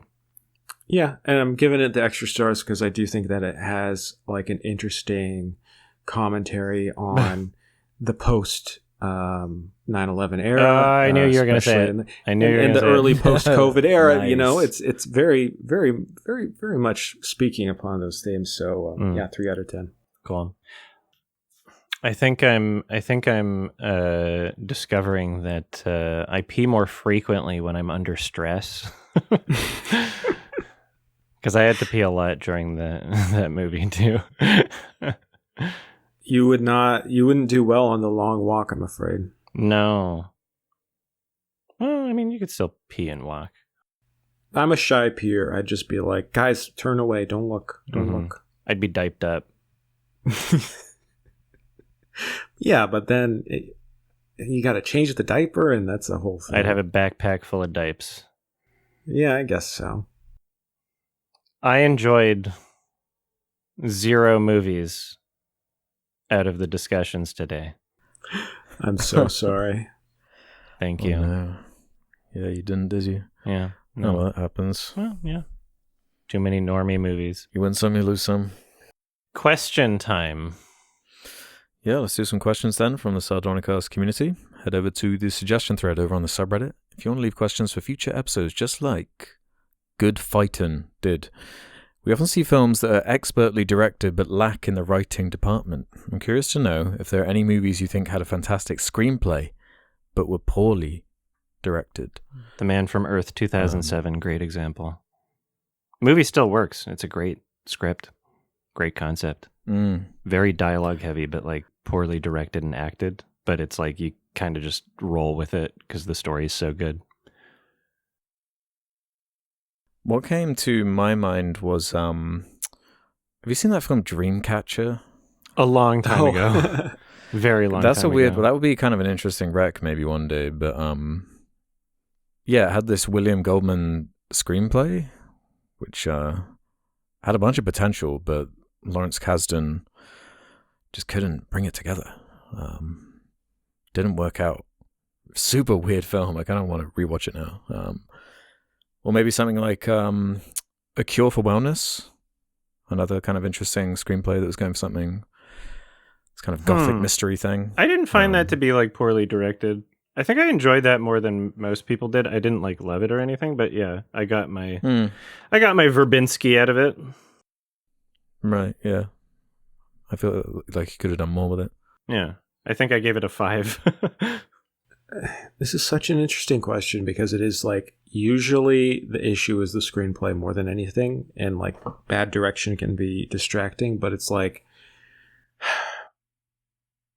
I don't know. Like it's if you have a good script, like fundamentally, then it's kind of hard to fuck it up unless you're just really doing something wild or out there or bad. I mean, I guess some examples would be maybe like certain musicals are like, I think Les Mis was like, there were some really poor choices in how that film was directed that it could have been much better. Yes, that's a good pull. Maybe musicals are a good example of that. Yeah. The Russell Crowe one? Yeah, the Russell Crowe one. Yeah. Yeah, I mean, like a lot of times, even when you do have like a bad script, like sometimes there's like a good concept trapped in there. And you're like, damn, if you just reworked it. Yeah, exactly. But yeah, the story is important. Story is important. Characterization, motivation, relatability, intrigue, deeper meanings, philosophy. All that stuff is very important. It can make or break, depending on the movie. Sometimes it can get by with like really cool visuals, but then, it's always with that caveat. Yeah, there are a lot of good movies that have like a good script, but are kind of hampered not by bad direction, but by clearly like not enough budget, which can come across like bad direction. You know what I mean?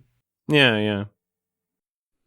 Well, what I feel like is more common is like a director ignoring maybe the intent of what the screenwriter was going for. Doesn't necessarily mean it's bad though. Just like miscommunication. Like a Natural Born Killers is kind of an interesting example where like that Tarantino script, like he famously doesn't really like the film because he was intending for something else, and it's still like interesting, but I don't know. That kind of answers the question from what I feel like is more common actually. Uh-huh.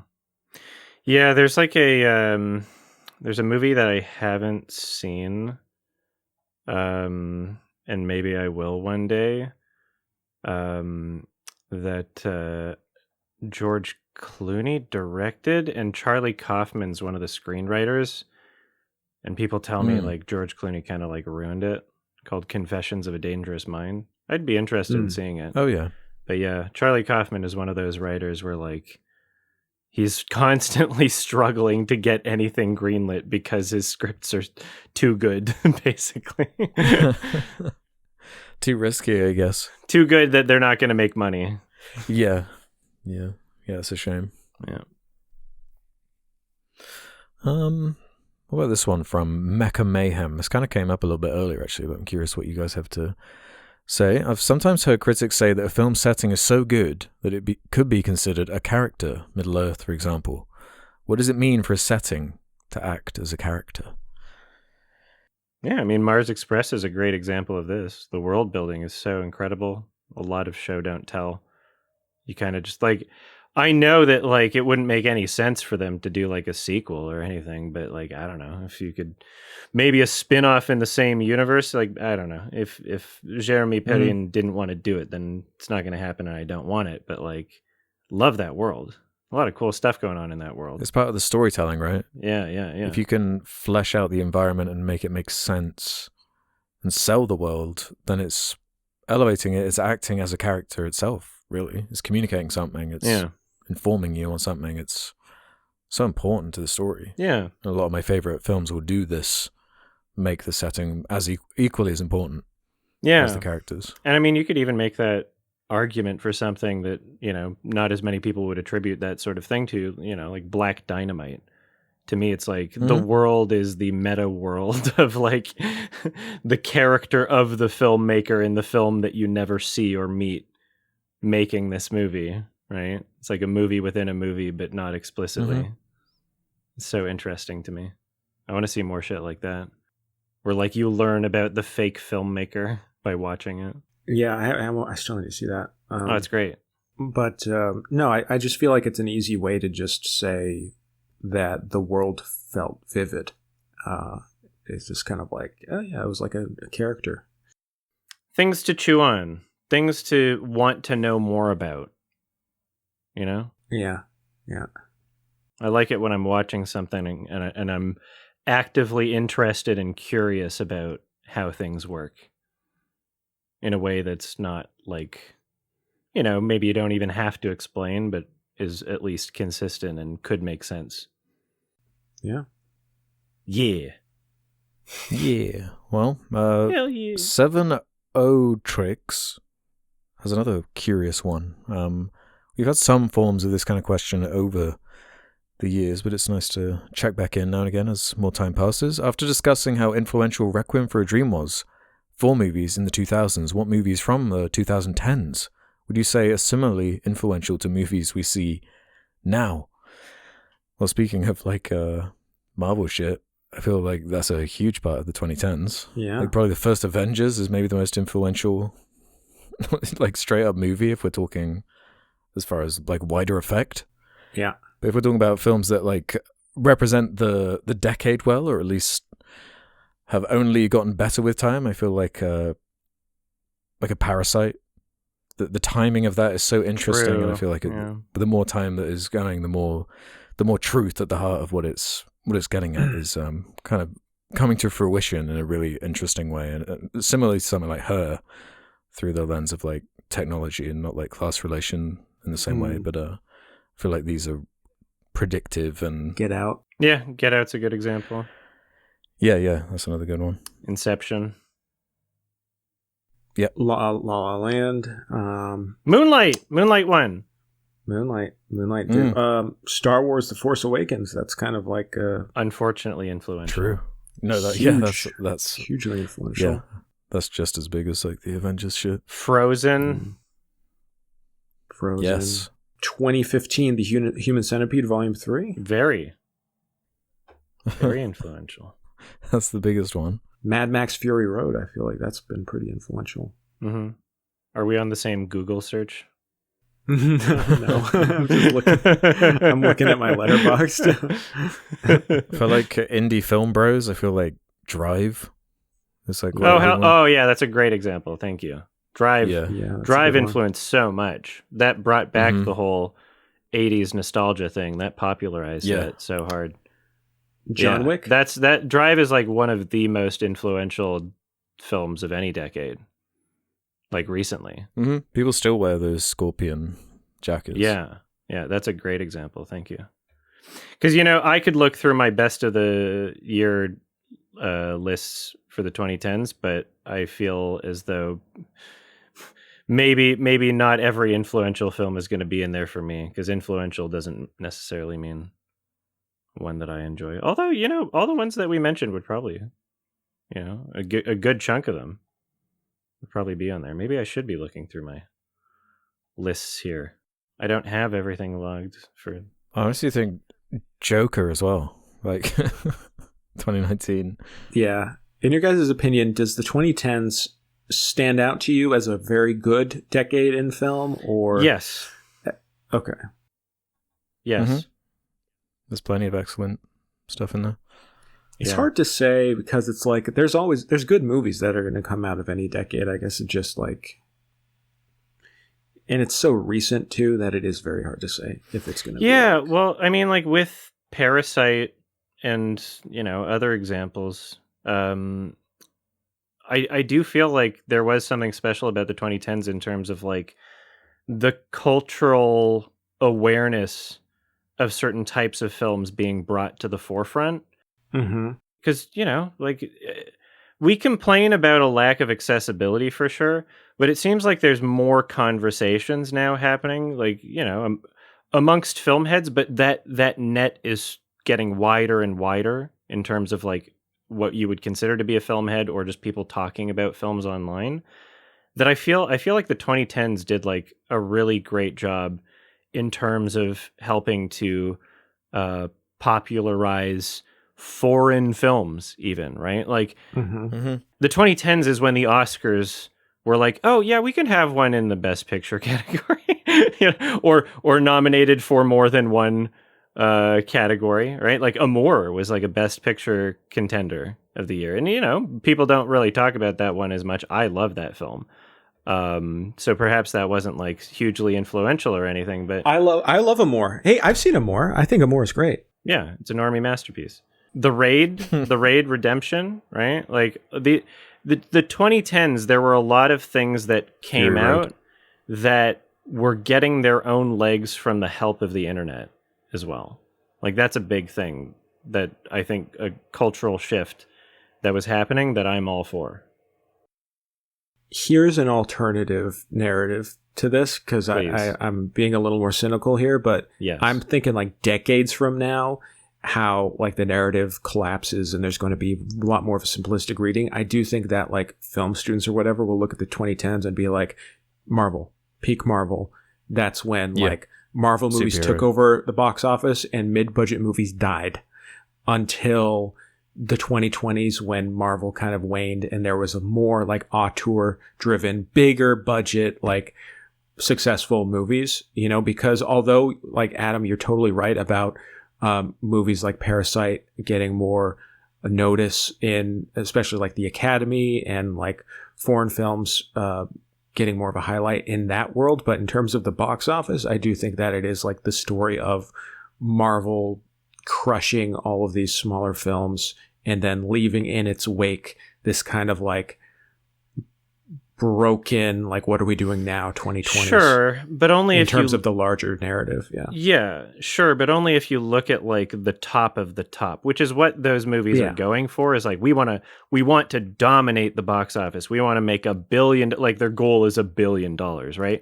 Whereas when I look at the landscape of filmmaking, the successes that I see are not $1 billion successes. They're successes like A24 becoming like a household name, right? Where they're making money and they're creating a brand and people are getting interested and excited. Where you can see fucking A24 logo and people go, "Oh yes, hype, whatever," right?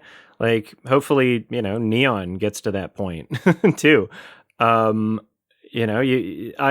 think that there's a lot of good that has come from the 2010s in terms of like the landscape of film discussion and even the accessibility of films, even if in terms of theatrical accessibility it's not ideal, it's not what it should be. Like I was in Atlanta and I was able to see Decision to Leave in a theater, and I found that to be really fucking cool, like a Korean movie, and it wasn't even like a big Korean movie. Yeah, in major cities, especially like arts cultural hubs, like these things are accessible and available for the people that want to see it, and it's the fact that there are enough people that want to see it that makes those things accessible and available, which again ties back to my point. Like, be the change you want to see, vote with your wallet, and if you don't have the option of seeing these things that you want to see, make yourselves known. Type on the internet, tag the fucking studios or whatever, make some hashtags, say you want to see it. You gotta make yourselves known so that they know that you would like to buy their things. Well, you've made me think about like elevated horror now too. Yeah, like Hereditary and A24 type movies. They've really taken off in the last decade. Yeah. And there's also just something interesting about this kind of being the last decade that is unscathed by streaming. Like it just meant something different, especially like from the economics of it too. Like it's going to look just completely different on a graph after the 2010s. Basically perfectly cut off by 2020. Like everything just looks different. Everything operates differently. So through that lens, it's quite interesting to see the high point, really, as far as like just all this random shit making $1 billion. Like a fucking Aquaman movie made $1 billion. Like what? Because it was epic. Well, yeah, but Yeah. We watched like, it. what is it? What the fuck was going on? It's so strange. I like James Wan. Well, so do I. Exactly. So yeah, I think it's notable. Yeah. Loads of good examples. No, 2010s were good. 2010s were great, honestly. I can't think of like a bad decade for movies because I'd go out of my way to find the good movies in a decade. Yeah, absolutely. Yeah. That's a part of it. You know, some of these things might not be as obvious or notable, right? Fucking Magical Girl, 2014 Spanish film. Not enough people have seen it. It's awesome. I think most people would love it. I think that's like a super accessible movie, but just, yeah, less people are aware of it.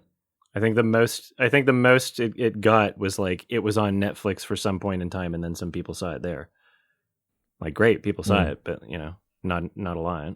Carlos Vermouth's a really interesting director. I'm thinking, in the realm of animation, doesn't really get more influential than Spider-Verse. True. Fucking Yeah. everything Yeah. is Spider-Verse now. Everything. I saw they're even doing like a Stranger Things Spider-Verse style bullshit now. It's like, wow. The monkey's paw. Yeah. Yeah, we talked about this last time. So yeah, those are good examples. How about we do this one from DMAC0755? Do it. With Brendan Fraser's The Mummy apparently getting a 4th movie, what are your thoughts on the first? While it's not high art, I can't help but have a blast every time I see it. Have you guys seen this? Do you have any fond memories for this? I remember watching it as a kid. Yeah. In like we're never going to get Indiana Jones again type way, so this will do type thing. I do remember watching it as a kid. I don't remember much from it, but I do feel as though it would be a fun, nostalgic little time capsule rewatch. I think I would enjoy watching it as an adult. Because that was early 2000s, right? It was kind of 1999. corny fun. Oh, it was 99. Yeah. That's fun. Yeah, I don't know how well that CG is going to hold up. Not at all. It's kind of notoriously like bad, right? It's like awful, but that's probably like helped it weirdly. There is a charm to that time period with like the kind of jankiness Yeah. of what it was doing. Depending on like the genre you're watching, right? Yeah. I do like Brendan. Oh, Brendy. Could you? Sorry, I feel like I think I got cut out a little bit. Could you repeat the question? It was about the mummy. Oh, sure. Have you seen The Mummy? Oh, The 1999 Brendan Fraser mummy movies? I thought you were talking about the whale for a second. No, I love the Mummy. Yeah, Yes, are you hyped they're making another one? Think they're going to be able to capture that mummy magic? yeah. It's one of Nadia's like favorite movies. It's like her comfort movie. Yeah, it's fun. It's fun, but I don't think it's like amazing. I do think there's some nostalgia there. I thought Xavier Dolan's version was an interesting take. Mommy. Yeah, Mummy. God damn it.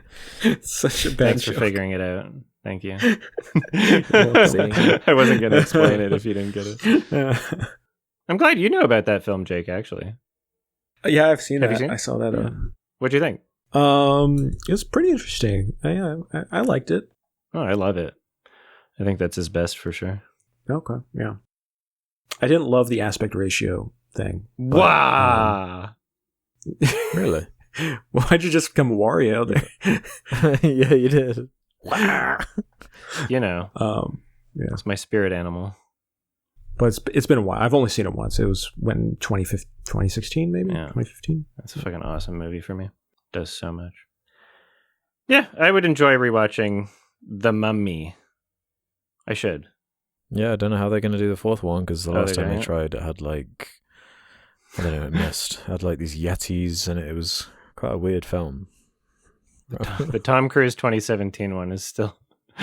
Oh, the real... The yeah. best thing that came out of that was the trailer where they forgot to put in all the audio tracks. Have you seen that? Iconic. Classic. That's all I know about that movie is the Oh, trailer. it's so funny. It's the most notable thing about it. That And they and released that, right? They like just Oh yeah, put there was that an out on official YouTube. release. Yeah. That's nuts. That was That can hilarious. never be undone. Oh my god. I just like picturing that for every single bit of advertising. Like if you just mute the music Yes. No, yeah. player. Like, how I funny it think would the always world be. would be such a better place if you were just able to have access to all of the different like layers and like Ah, effects in yeah, any movie. Like I've been like all saying the for a while, stems. like I want the no effects versions, like the no CG versions of any movie, Yeah. especially Marvel movies. Like it would be such Mm-hmm. a useful like learning tool for filmmakers, and also the memes would be Sure. great. Oh, the names would be awesome. Yeah. Yeah, like when you see the behind the scenes of like the Jungle Book, it's Yeah. like it looks completely unhinged. Release the Call of the Wild cut with just the guy pretending to be a dog, please. You cowards, you don't understand. It would sell. It would sell. Do you want my money? Do you want everyone's money? People would be talking about it. People would be talking about it. They would. Put me in charge. I mean, I don't think anyone has talked about that film since it came out. Exactly. Understand what you have. Understand the properties that you own and how to actually sell them.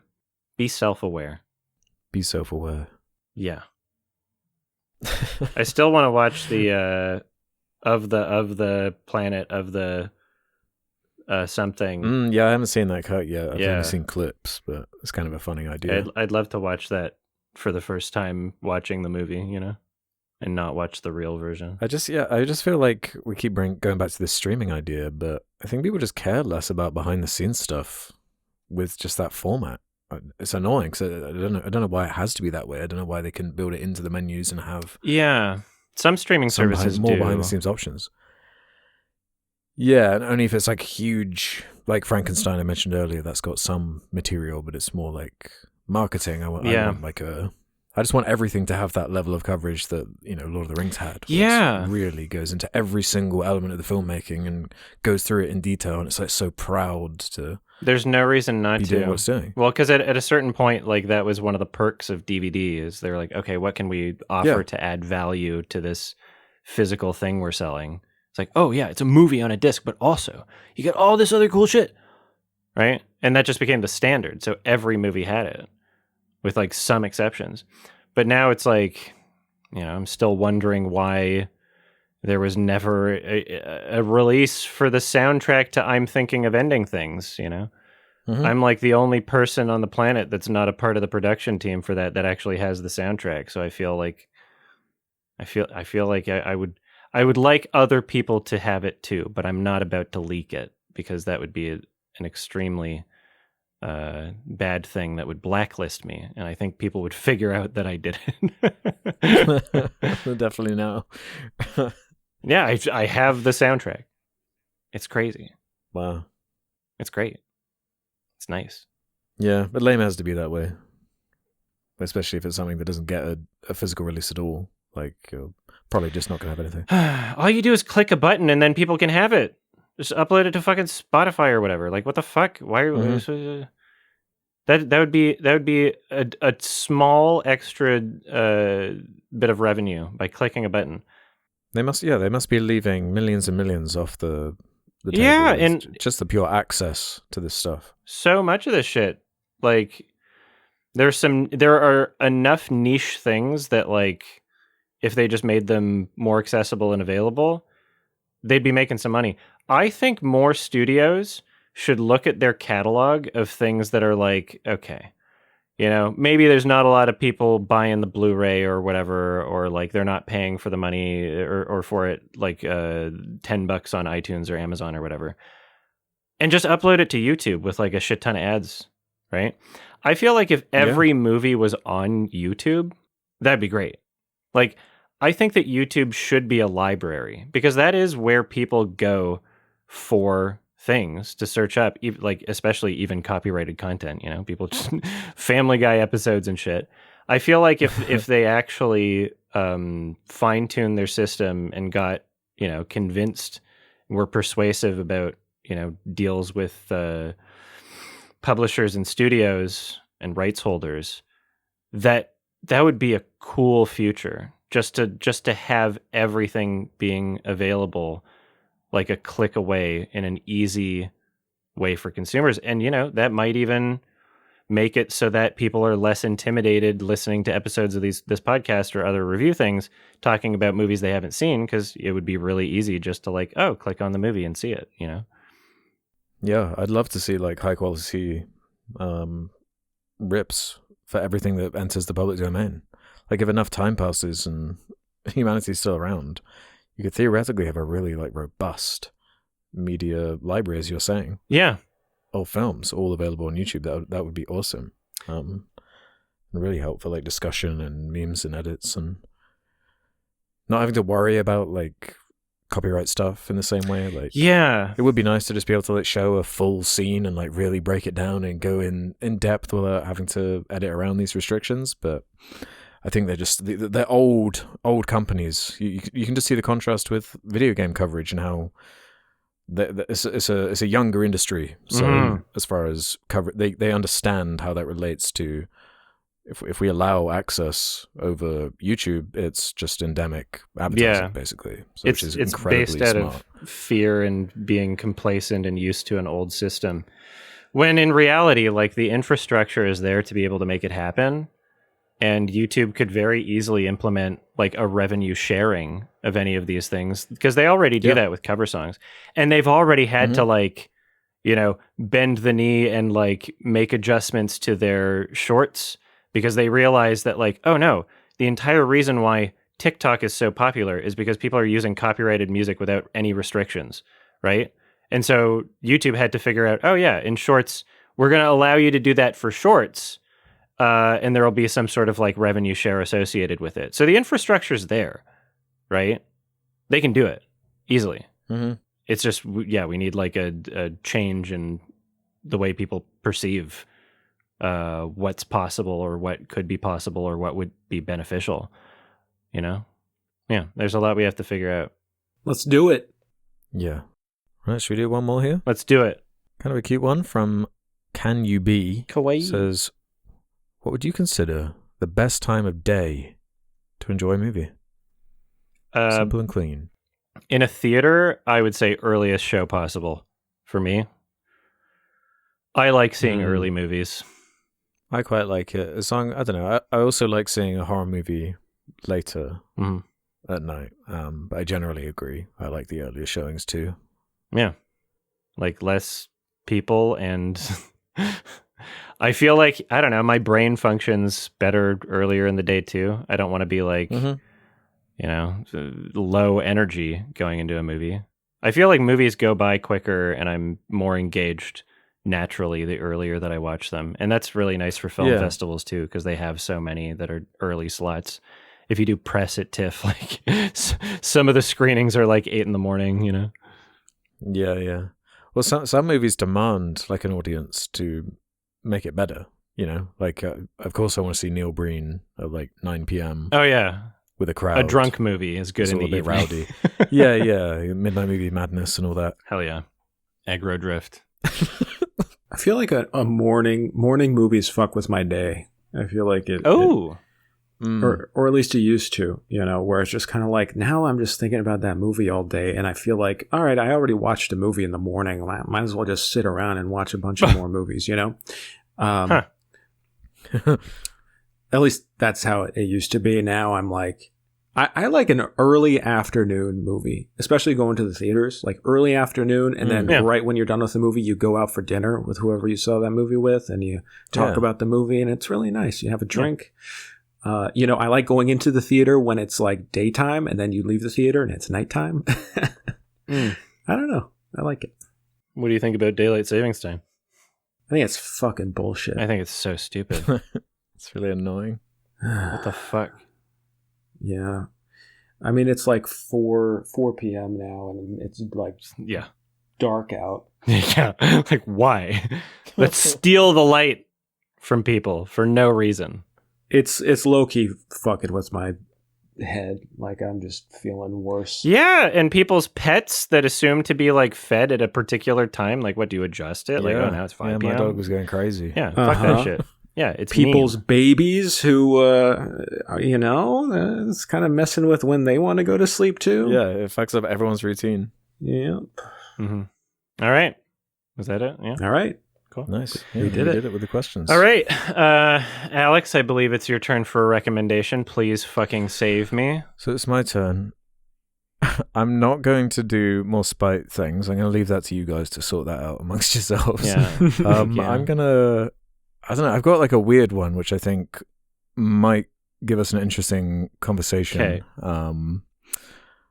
I want to do the 1949 film The Fountainhead, directed by Wow. King Vidor. Yeah. Cool. I think this could have like an interesting discussion. It should. I found it like on Daily Motion. Huh. If those out there want to just watch it.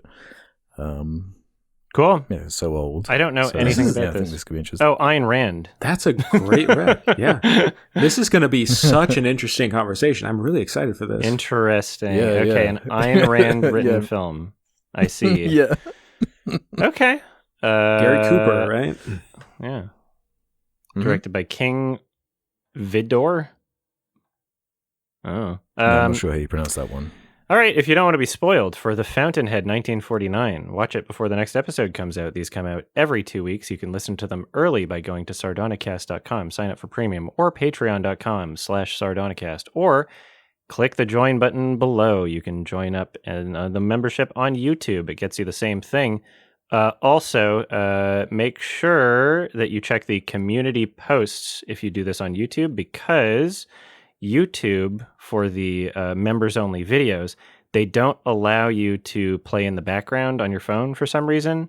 It's very silly. So Right. we've circumvented that by also posting an unlisted version of the ad-free episodes. But you have to go to the community tab to find it. And you can get notifications for the community tab if you turn those notifications on. But that's where they are, and they're available. So we've circumvented YouTube's dumb bullshit. Support the show. Notice how we don't do sponsorships, unlike fucking Thor, Love and Thunder for fucking Old Spice. You know, notice how we're all just in it because we love what we do and we love watching me suffer. Yep. So thanks for everything. Yeah. Thanks, Jake. Thank you. Yeah, you're welcome. Uh-huh. Yeah, thanks for that. Yeah, thanks a lot. The discussion went better than Happy to be here. Rogue One. Oh Christ! I was I Yeah. couldn't offer anything for that one. That's an infamous one. I feel like that gets brought up a lot That is. in the comments. Like, I don't know. If you're gonna recommend a movie where I'm like disassociated, I don't know what you expect me to do. But yeah, with three of us, the conversation went well. So thanks. Yes. Thank you, everyone. All right. Thank you. Have a happy thank you. Have a happy Love and Thunder. Have a happy Fountainhead. Yeah. Have a happy cancer. All right. Bye. Me. Bye-bye.